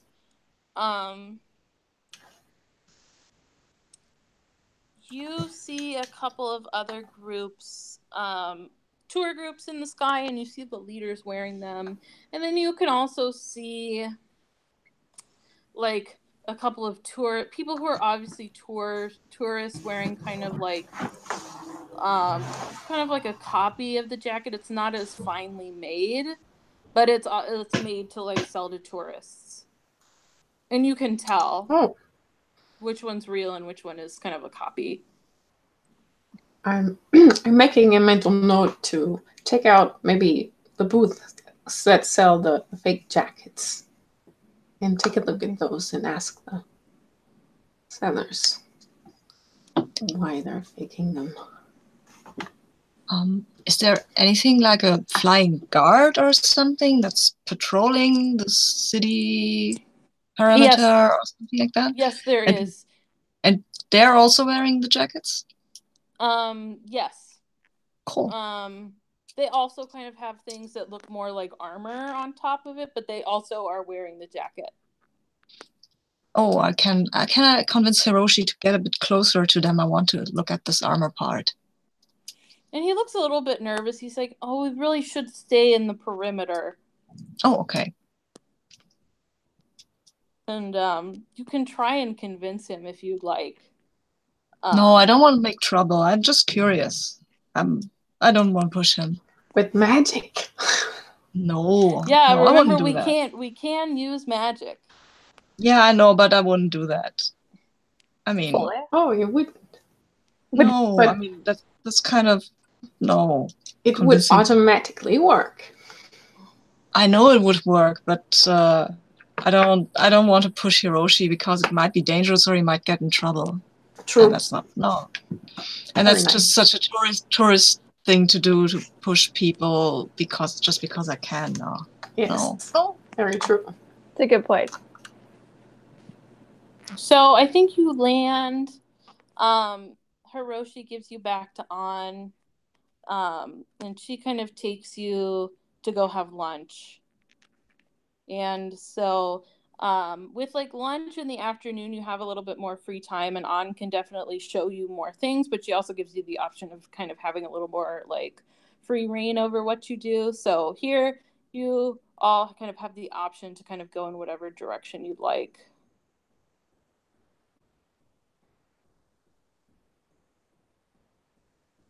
Sounds like checking out these fake jackets is something that are just nearby and interesting. Yeah, so you're at like a little food market. It's like little bit of an outside thing. There's different like booths you can go to for different kinds of food.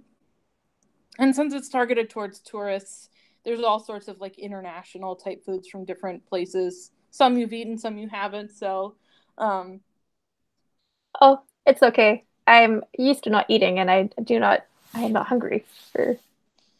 I'm wearing my shawl. And then An is a little bit concerned when she doesn't see you have lunch, and she's like, "Oh, miss, please, we have plenty of time for lunch. Please feel free to eat whatever you'd like." I thank you, An, and I am sure the food is lovely, but I am known for not having much of an appetite. I thrive. I get energy from work and creativity. That is how I sustain myself. Oh my!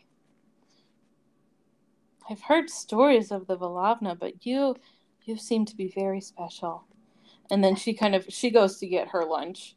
And also in this little area, there's like the little souvenir booths too, and you can see that there's one place kind of selling the fake jackets.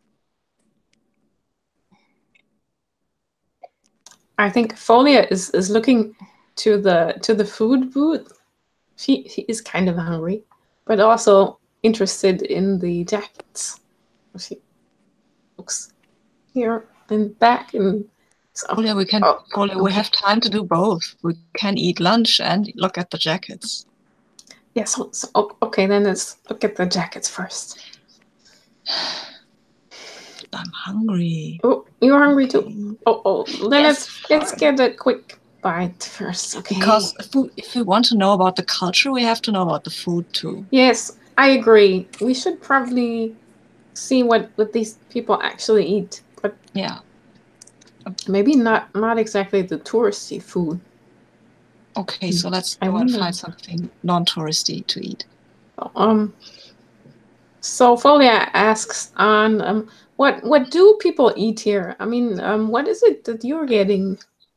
Is that some kind of regional, local food? So what she has is sort of like a soup with noodles in it, and she's like, "Oh, this is cloud soup." Yes, Sounds lovely. A bunch of people eat it here, but we also have all sorts of meats and fruits. So don't feel the need to just get our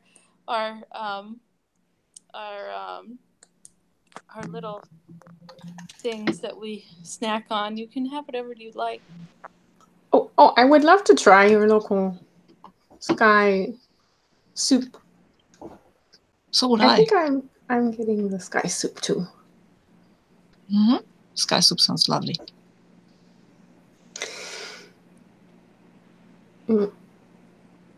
So we're getting the soup, and yeah, you're getting the sky soup. Already considering whether I can take the soup with me, or it's better to sit down and enjoy the soup in peace. Perhaps, it is soup, so maybe sit down and have it might be best. I remember last time the soup thing didn't go so well. Oh, yes. So I'm sitting down this time. Yeah, you don't want and you are able to get like a vegan or vegetarian soup. Oh, excellent. They have all sorts of options for everybody. Cool. Nice. And our friend who's not hungry, he just probably needs to wait for us and watch us eat. I feel like this is a common occurrence for you. Just waiting while your companions eat.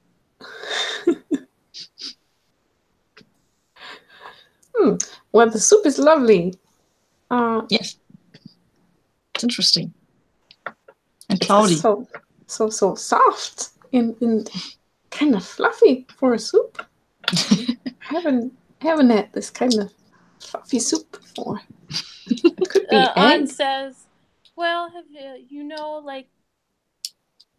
how they can spin sugar to make cotton candy? It's sort of a similar process. Oh, interesting. Nice. Well, and as I'm finishing my soup, I'm asking Anne about the jacket booths.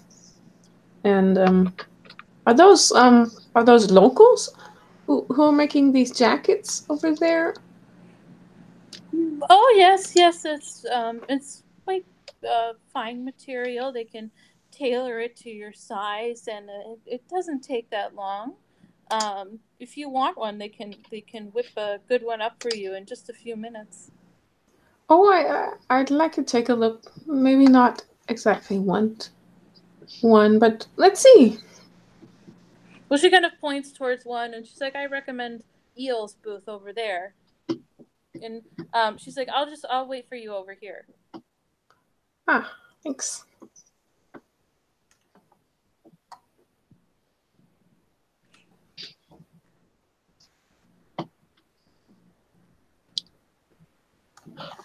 So do you want to go over there? Sure. Yeah. So you see Eel, who is manning the booth, and she notices you and says, "Oh, how can I help you?"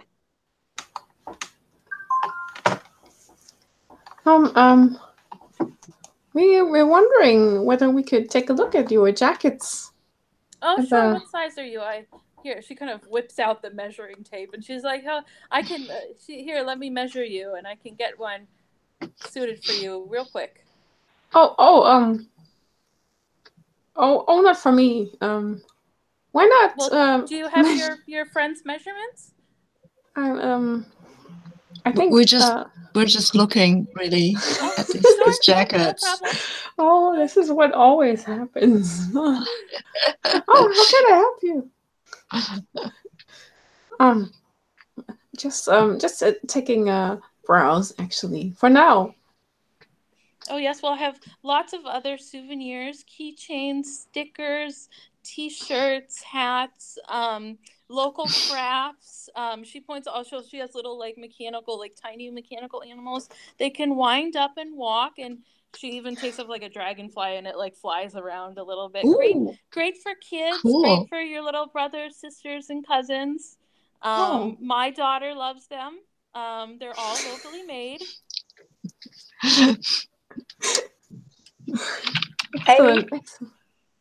I would love to consider purchasing a jacket. However, you must understand, I have quite delicate skin, so I would love to know what they're made of. Excellent point. Mm-hmm. Oh, well, you know,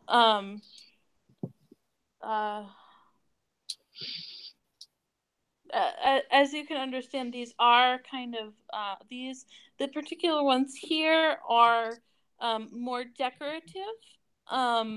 They're made out of a blend of wool and nylon. I don't know if this is actually a good blend. I'm just making it up. This is more decorative than the fly guards and the tourist leaders wear. This is more decorative than practical, which of course means it's a lower price, but it is suitable for delicate skin. Oh, thank you. And I'm so curious, like nylon and wool. Where do you procure such materials here? Being in the sky, I assume you do not have sheep that are running around here. Oh, well, you know, some people have one or two, but you are correct. There are some Balavna that have come and set up shop here, and of course, they are the ones who make the very high quality, durable jackets for the fly people. A couple, and so some of us have learned from them how to make these more decorative versions. Interesting. Cool. Yeah, I think we should go talk to the Balavna, really. Don't you think we should buy something just for Yeah, maybe one of these little dragonfly thingies. Yeah, I was wondering about those too. So, how much would such a little dragonfly be? She gives you a price that's a little too much than you would like, but you are feeling a little bit guilty about kind of taking up so much of her time. Yeah. So I guess I'm paying that. And one for you too, Arun? Is that enough? Yes, I guess I'll take one too. She gives you a little bear that kind of does this little lumbering walk. Oh no, I want something that flies. Oh, you can have my. Oh, I have plenty of flyers. Don't worry. She has like all sorts of little birds. She gives you a little sparrow. Oh, that's nice. I like sparrows. Cool. Well, thank you very much. We will be on our way then. And having fun with our little toys. As we're going away, I say, these are not the real kinds of jackets. They're just copies with cheap material. Yeah, they're for tourists. We knew that. Yeah, I mean, you definitely need to go see the real Balavna makers. Well, also, I do not know if she understands the nature of nylon and wool on delicate skin. That would scratch anyone up. Yeah, I agree. That does sound. Well, we definitely need to talk to the real Balavna, and I'm sure they understand much better. Indeed. Yeah. How to make delicate materials for sensitive skin. So you kind of meet up with An again, and she says, "Oh, well, there's a couple of different sporting games going on. If you would like to go to one, I can take you." Well, I would like to. What kind of games do you have? Or do we have to go somewhere else, Julia?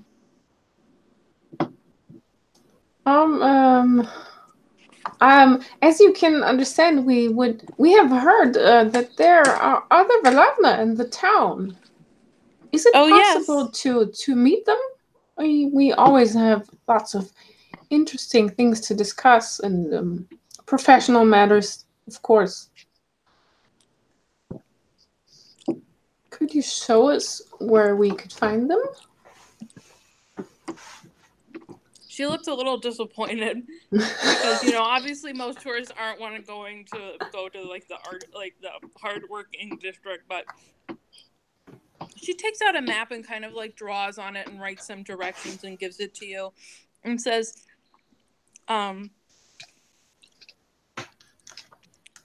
here are directions. If you get lost, just ask another tour guide in my uniform. Anyone should be able to help.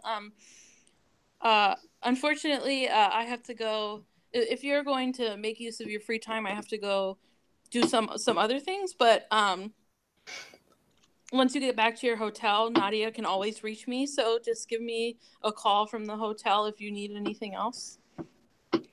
Well, thank you. Okay. So she kind of lets you go off by yourself. Nice. She seemed kind of unhappy. I think she wanted to go to the sports thing. Yeah, probably. Well, she can't go alone, I suppose. I think if she doesn't have some tourists to guide around, she has to do some other stuff. Oh, I'm kind of sorry for her. Yeah, she probably doesn't get paid as much if you go off and do your own thing. Yeah. Mm-hmm. But so I will just you walk through the city and you get to I think all three of you together are competent enough to find it. So you kind of find the Valavna thing, and it's interesting because it's a couple of people from the three different traditions living together. Specifically, there are three of them, so it's kind of like the house is so there's kind of like a fenced in front yard, and there are a couple of like sheep and alpacas grazing out front. And the house is sort of split up into a couple of sections, and you definitely see a section that's more like what you would see with the Fabricator Guild. It has like those reinforced sections that make it that so someone could do like the really like hot boiling thing, and then there's some other things, and so I think you can just go up and like ring the bell.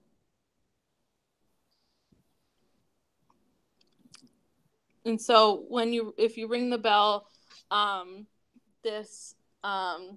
think all of these people are going to be about like middle-aged. So there is kind of a middle-aged woman who answers the door and who wants to be like the first, like the point person who's like going to talk to them.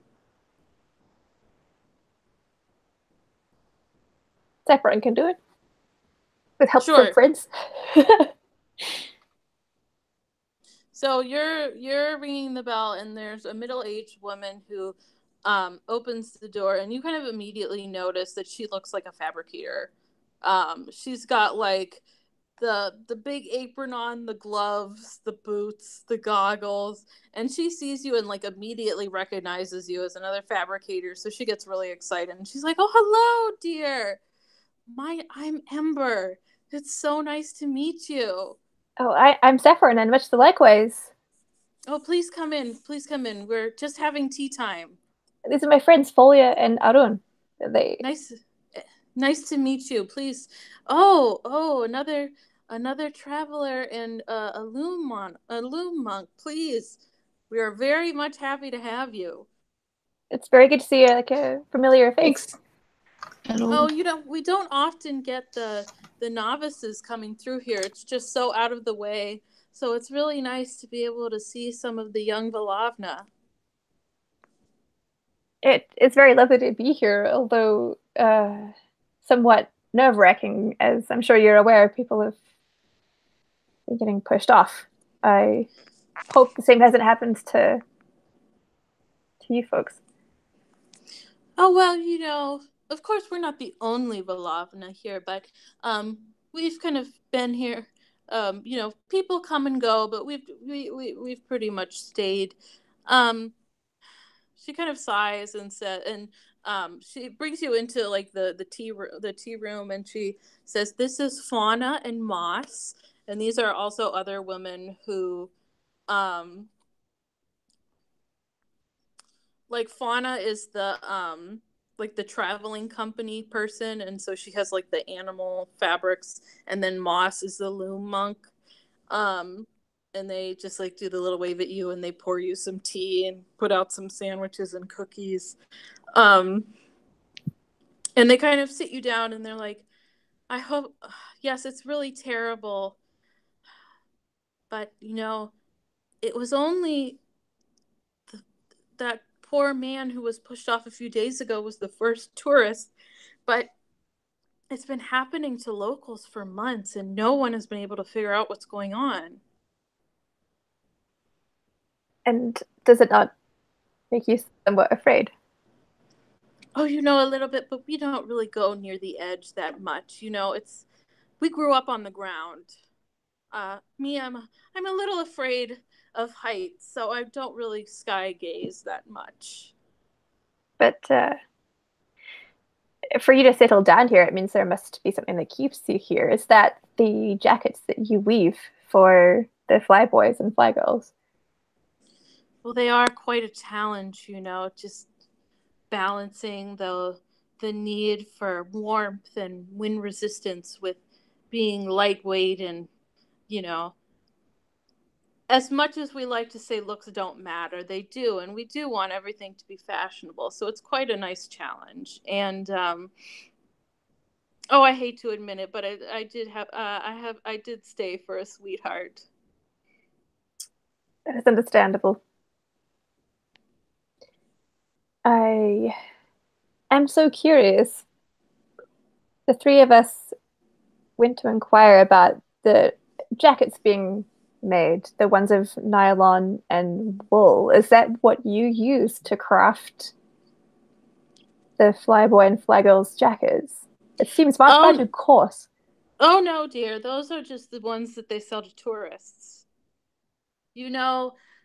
The tourists all see their guides and the fly guards wearing them, so of course, they want to wear them, but it's far too expensive to make the good quality ones for tourists. So we kind of advise the other shopkeepers on how to make a low quality version, and they, make a nice nickel selling those to tourists. But we use much more high quality materials for the real ones. What do you use? I'm curious. The fabric felt like air beneath my fingers. Oh, well, we blend all of the different fabrics that we all use together. That sounds lovely. We use some of the sheep and alpaca wool, and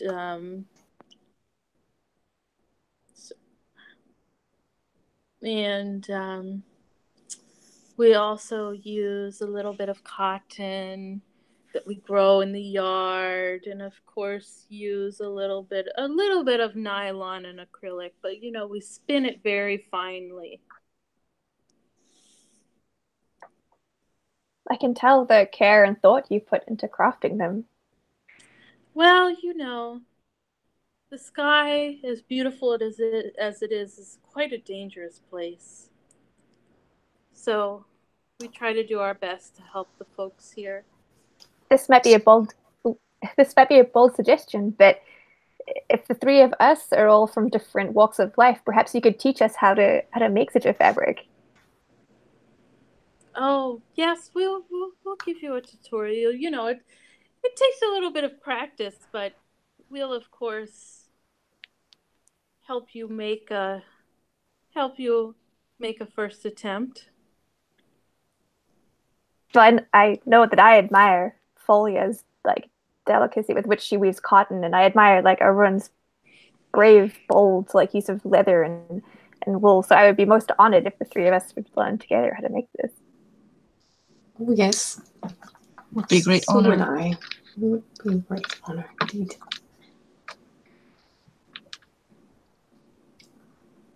So I think we can say that they definitely take you through the steps of how to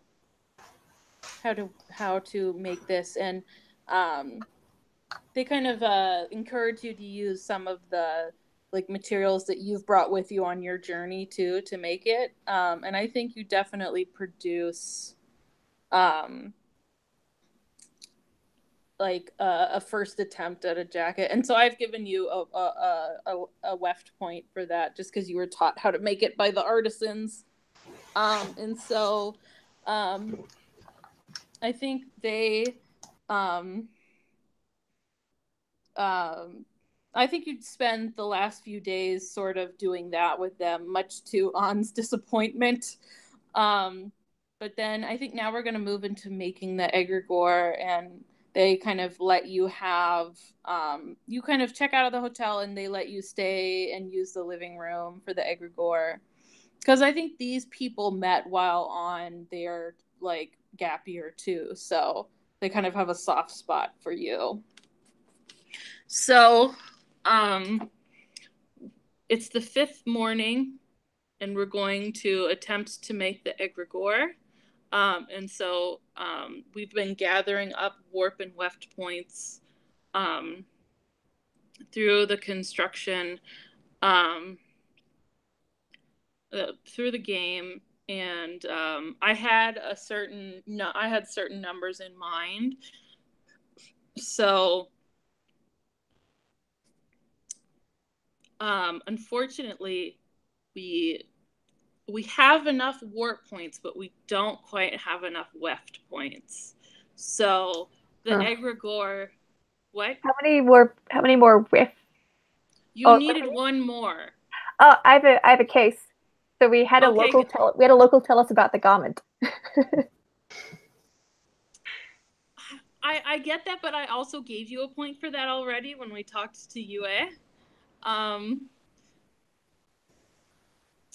Convince me more, Lauren. I'm still open to it. Never mind then. Maybe we've seen the garment in active use. I mean, with the Sky Patrol guys and with the guys flying at the sports arena. Oh, that's true. All right, I'll give you that. I'll give you the 5th point. Nice to be. So yes, you okay. So now you do have enough warp and weft. So that was 3 warp and 5 weft, because it was definitely a little bit complex, but it wasn't like a secret process. And then I just, with the weft, I wanted to show how like layered the social meaning of this jacket was, with the different levels of like how it has meaning for the fly people, but also it has like those like tourist things mixed up in it now. So you have enough warp and weft points. So the egregore forms and teaches you a mystery of the weave. So now you all get to draw a new glyph. Oh, and we forgot to draw the first glyph for Sabine and Lauren. I'm sorry about that. We totally forgot to do that.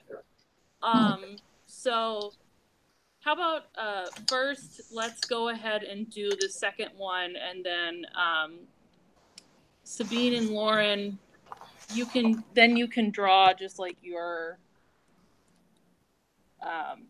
first glyphs. Like we have the powers determined, but Tina, for you it's going to be glyph 3. And then Sabine and Lauren, it's going to be Glyph 2. And so why don't we, you can all do slightly different images, but let's kind of decide, like, as a theme, what we want it to be. Well, it definitely needs to be something flying or connected to flying, I think. Yeah, something airy, something light. And bold. And it needs to be blue.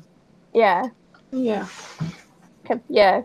Light and bold and daring and yeah. Oh yes, daring. Daring is cool.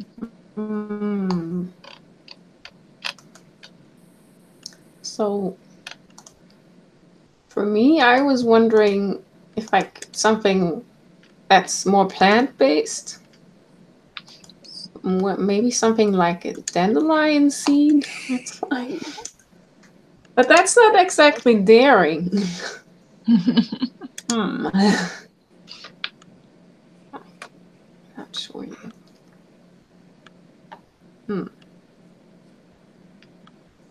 I do love dandelion seed though. it's really evocative.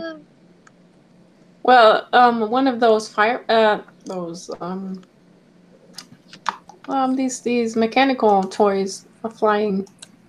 Oh yeah, the dragonfly. Dragonflies, right? Yeah. Would also be nice. Yeah.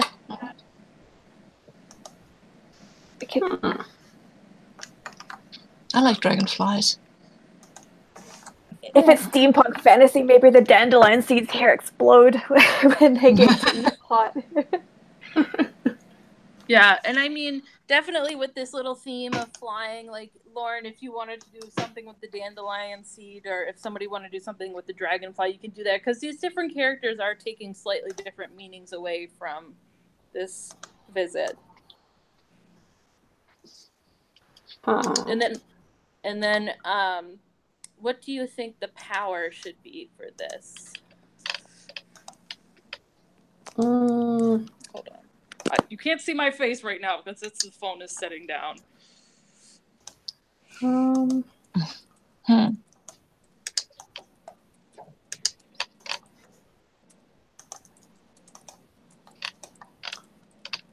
Well, it either makes you really bold and gives you strength, maybe, or of course it could just be to help us fly or make us lift off the ground for a little bit.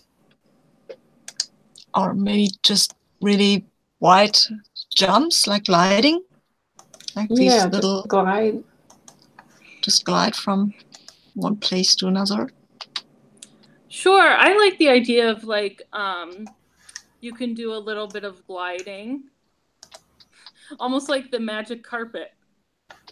Right.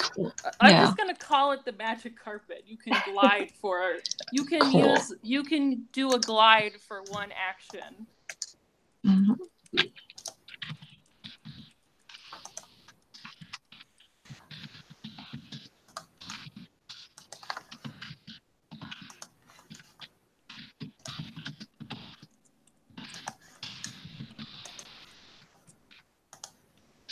Oh, it's not in mine. Oh. Huh. Let's see.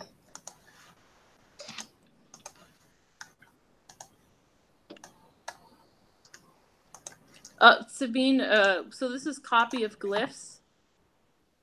Oh, I see you now. Oh, I thought you weren't on it, but I see you doing stuff now. Yeah.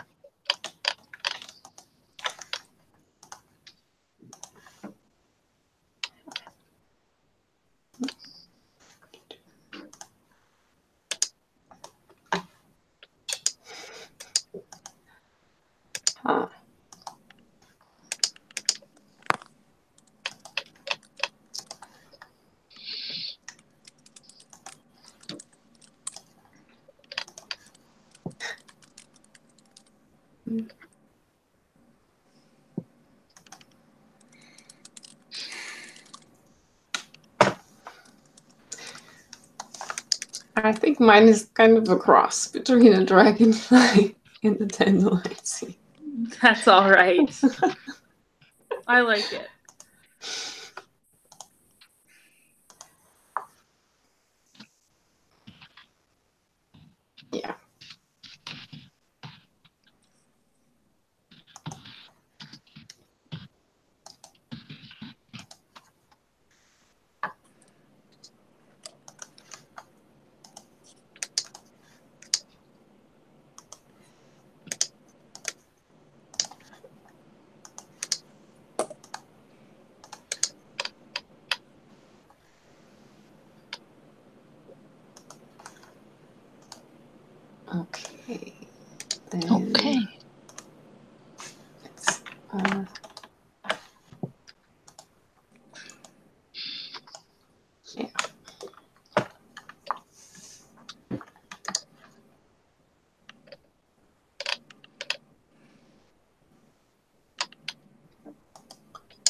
Right.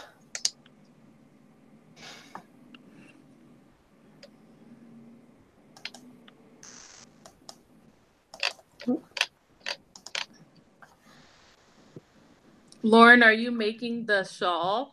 I am, yes. That's really pretty. Oh, thanks. Where are you doing this? I can't see anything. Oh, I'll post it in the chat real quick. This is Copy of Glyphs. Oh, okay. I don't have that one. Oh. It should be in the folder. It should be in the folder, of course it should be. Oh. Copy of Glyphs. Yes, I didn't open it. Oh, there it is. Cool.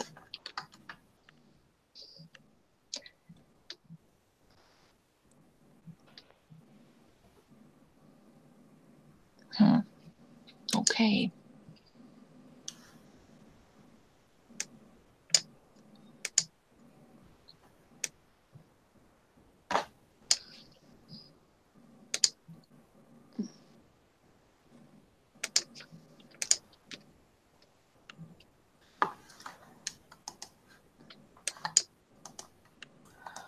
Oh, so I still have the jacket. Oh, yeah. You can just keep that.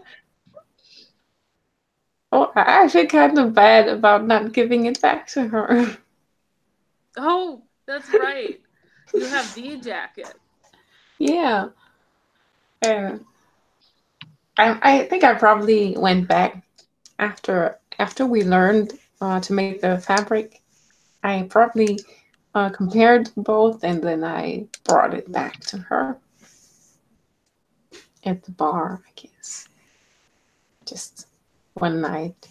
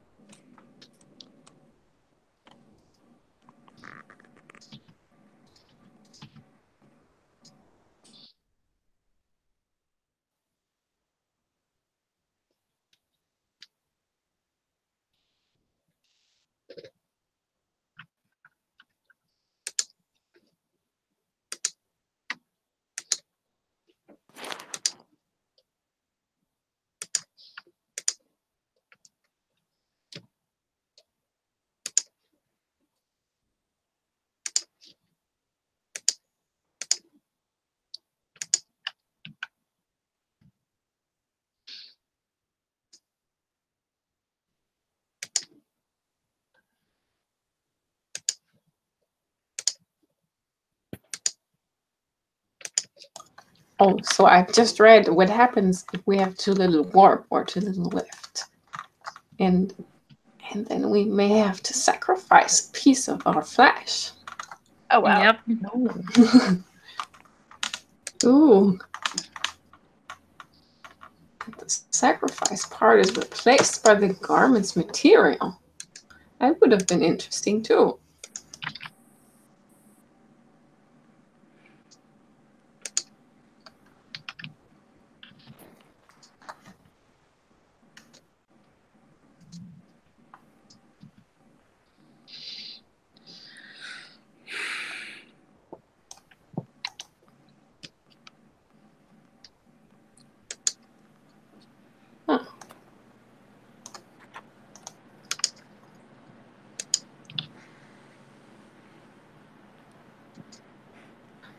So if we had decided not to make the egregore, then we would have had the option to raise our threads.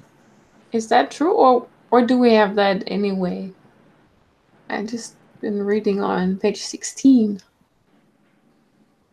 Oh yeah, it looks like you can raise the rating of a thread by 1. But only if we don't make the egregore, if it's too risky. Yeah, if you think that you don't have enough warp or weft and you don't want to like take the risk of having neither of them, it looks like you can like just decide not to do it and then just like have the experience give you a little bit of like XP in the threads instead of trying to build the glyph, but that doesn't advance you towards your goal of becoming a master and doesn't give you any like new abilities. Okay. So one needs 5 glyphs. 7. Was it 7? Oh my. So you start with 1 and you need 6 additional. Yeah. So no one is going to become a master in this campaign because it's too short, but and just because I was wondering if it would be possible to visit 2 places in a session, but the way we're set up right now, I think it's better to just do 1 so that we get like the full experience. Yeah. I think so. I like this making glyphs thing. It's very like therapeutic. Yeah. It might be a little bit more fun if we were actually doing it in person and you could use like crayons and colored pencils, but this Excel sheet is a good substitute, I think. Oh, I like the Excel sheet because I get to play around and I can just like Control Z. I'm like, I don't like that. So I like it being online actually. Yeah. True. Yeah, and I'm glad that in the PDF it was designed as squares you fill in, because I was like, how am I going to do this where they can freehand the glyphs? But you don't actually have to. You can just fill in squares. Plus, I'm guessing none of you have played this game, but there was like a really old... it's called Loom, and I think it came out in like 91 or like or like 1990. Like it was like real early 90s game, and you play a novice loom weaver, and you have like your... it's like a loom flute or something, and you play like music on it and you learn spells to like overcome challenges as you go out to explore the world and learn how to weave. So it's very I wonder if Jay's played that game. I have to ask her. So I feel like somebody mentioned this last time, Tina. Yeah, like the other two have. Yeah, have they you both played it? I haven't, but I've heard the name of the game, and they both played it, I think. Yeah, I think Robert and Ika last time said they'd both played it. Because I've never met anyone who's played that game, because it's so obscure. Yeah, you should ask Jay if she's played it.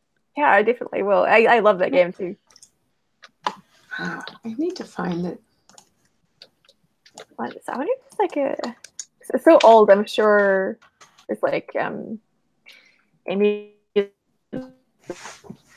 Oh, all these old adventure games, they are back.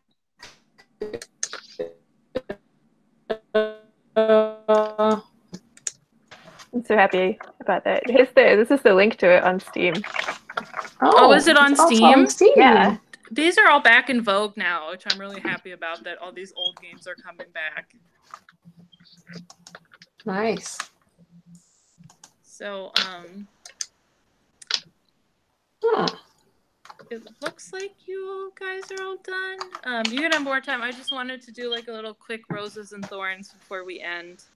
Yeah, sure. Lauren, can I pick on you to go first? Let's do thorns first so we can end on roses. End on roses. Ooh. Thorns.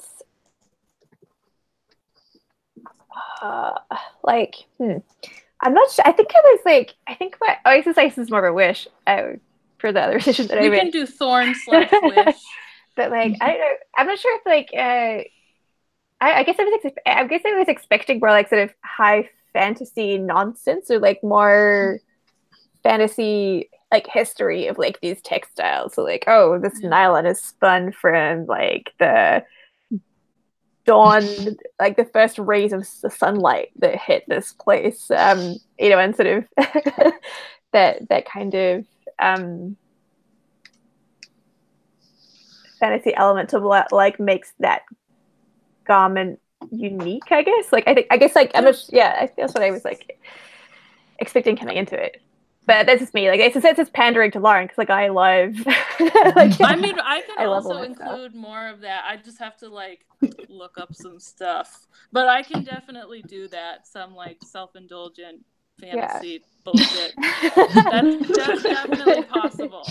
And the nice thing about that too is like I feel like if you're facilitating this kind of game, you can kind of say, well, you're novices, but you got an eye for this kind of thing. So you tell me like what you notice about this fabric that lets you know it's made of daylight or something, like, you know, like put that burden onto the other people, if so you don't have to like worry too much about it like being improv, for sure. It's just, I think that's the thing that I felt was like kind of, I wanted to like hook my teeth so badly into like all the fashion of fantasy. Yes, definitely. I guess for me as like a person, like both as a player and like a reader of stuff, I like the like social stuff, so that's where I lean towards, but we can also do more of like just that the like physicality of the materials. Yeah, and Rose for me was for sure the social stuff. Like the social stuff you've played into really well, but I'll save that for my Rose's round. Okay, Sabine, I'm just going across my screen, so Sabine, I'll throw it to you now.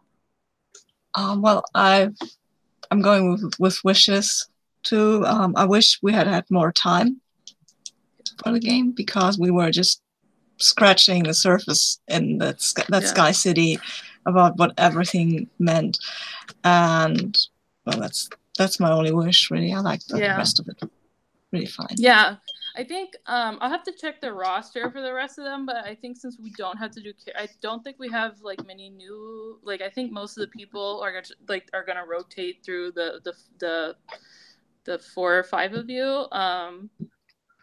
So we'll have a little more time, but also, you know, it's a little bit of like the design of the game. Like you only have 4 days, so it's kind of like, oh, there's so much more to learn, but we have to leave. Okay, Tina, are you still there?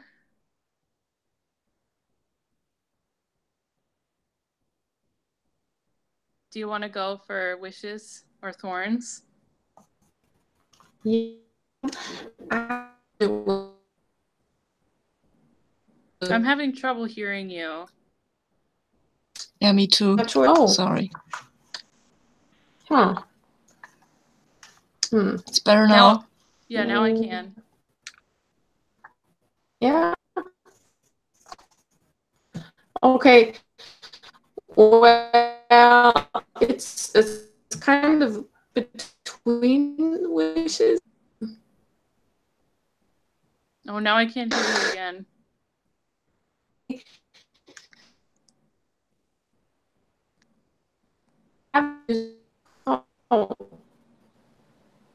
I can hear that you're talking, but not what you're saying.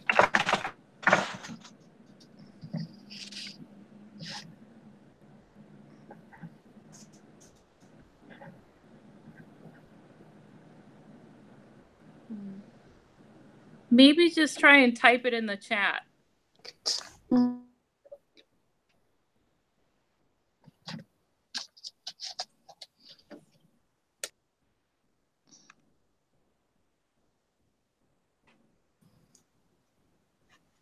Can you hear me? Yeah, now I can. Oh, yeah. I'm twice. How's that? I call them, whenever that happens, I call it like good Tina and evil Tina. Like a good Lauren and bad Lauren. Okay. Well, this time we had these new kinds of magic we could use, but since we needed all this time to just check everything out and learn so much about the fabric and stuff, there was not much room actually to really use our magic. We didn't It's probably one of the time constraint problems. Yeah. Yeah, I'll definitely try and work in just like more situations where you need to use magic. And part of that is like I'm not having people attack you, so you don't need to like defend yourself. But I'll try and work in more like times for magic. Yeah, it would be great. Oh, we got rid of Evil Tina. Where she goes. All right, Lauren, now you can do your roses. Oh my gosh, I have so many roses. Firstly, I would totally go on a travel holiday with all of you. Like, I think that was my biggest takeaway was, wow, like Tina and Sabine are so lovely, and like we had such a good like touristy traveling around experience together. I was like, yeah, I could easily go on holiday with these two. I really love the premise of like going to a sky place after you've just like grappled with a cult. Like it's they're very different places. I liked the murdery themes that were going on and how that looped into sort of like the social aspects of the fabric and the garments for sure. And as I said, like you really did a really neat job of weaving the social stuff about the copied jackets and how tourists are like appropriating like this these garments that have a like really significant meaning for these like flyboys and flygirls and stuff, and now that meaning has changed, and that was super cool. I dug all of that. And yeah, I think it's I love Arun and I love Folio. Like I feel like we're all like it's really cute seeing all of us go like, who do we talk to? Like we're not sure. Like I feel like we're all a bit shy. That's quite sweet. I've not seen that dynamic before in a game before. It was really refreshing. I had a really good time. Thank you all. Well, we are clothes magicians, not warriors, so it's kind of a different tone, which I really like. Definitely. And Tina, it was so lovely playing with you for the first time, I have to say. And Sabine, it was so lovely playing with you again after. I mean, we keep playing these games about like young people who are going on journeys and like learning about each other. But yeah, Tina, you're delightful. Thanks, you too. All right, Sabine, it's your turn. Yeah, well, Lauren said most of it already. I really loved the way this fabric felt so well woven into the whole dynamic, and the whole thing with the tourists and their kind of copycat jackets. That was nice. I would have loved to explore the more armored up jackets of the guards, really, but I like that there were different types and that there was a lot of social meaning to this. Yes, and I love playing with you, Tina, but you probably know that already. And I really love playing with you, Lauren. I went with you, Noella, of course. And yeah, it was really nice. Lovely experience. Yeah. I also love playing with all of you, and I really like the lighthearted atmosphere and the how the characters played together. And I also found it really refreshing. I played this last week with the more mixed group, and I don't know if it's maybe because it's an all-woman group. It was just like more kind of meshed together and lighthearted banter and stuff. Really like that. And I also would have liked to get to know all the people in the game, like our guide who wanted to see the game and just had to go back disappointed and everything. It was really cool. Yeah. Well, thank you all so much. Yes, this is my third game without any dudes in it, which it's always really nice to play in like games with just women or non-binary people. So thank you all for coming and just having a lovely time. I'm not sure if it's on the roster for next week, but I think I'll see all of you again at some point. So I hope you guys have a nice rest of your day, Sabine and Tina. I think it's really late for you now. So good night. Good evening. See you later. Thanks. Bye. Bye. Bye.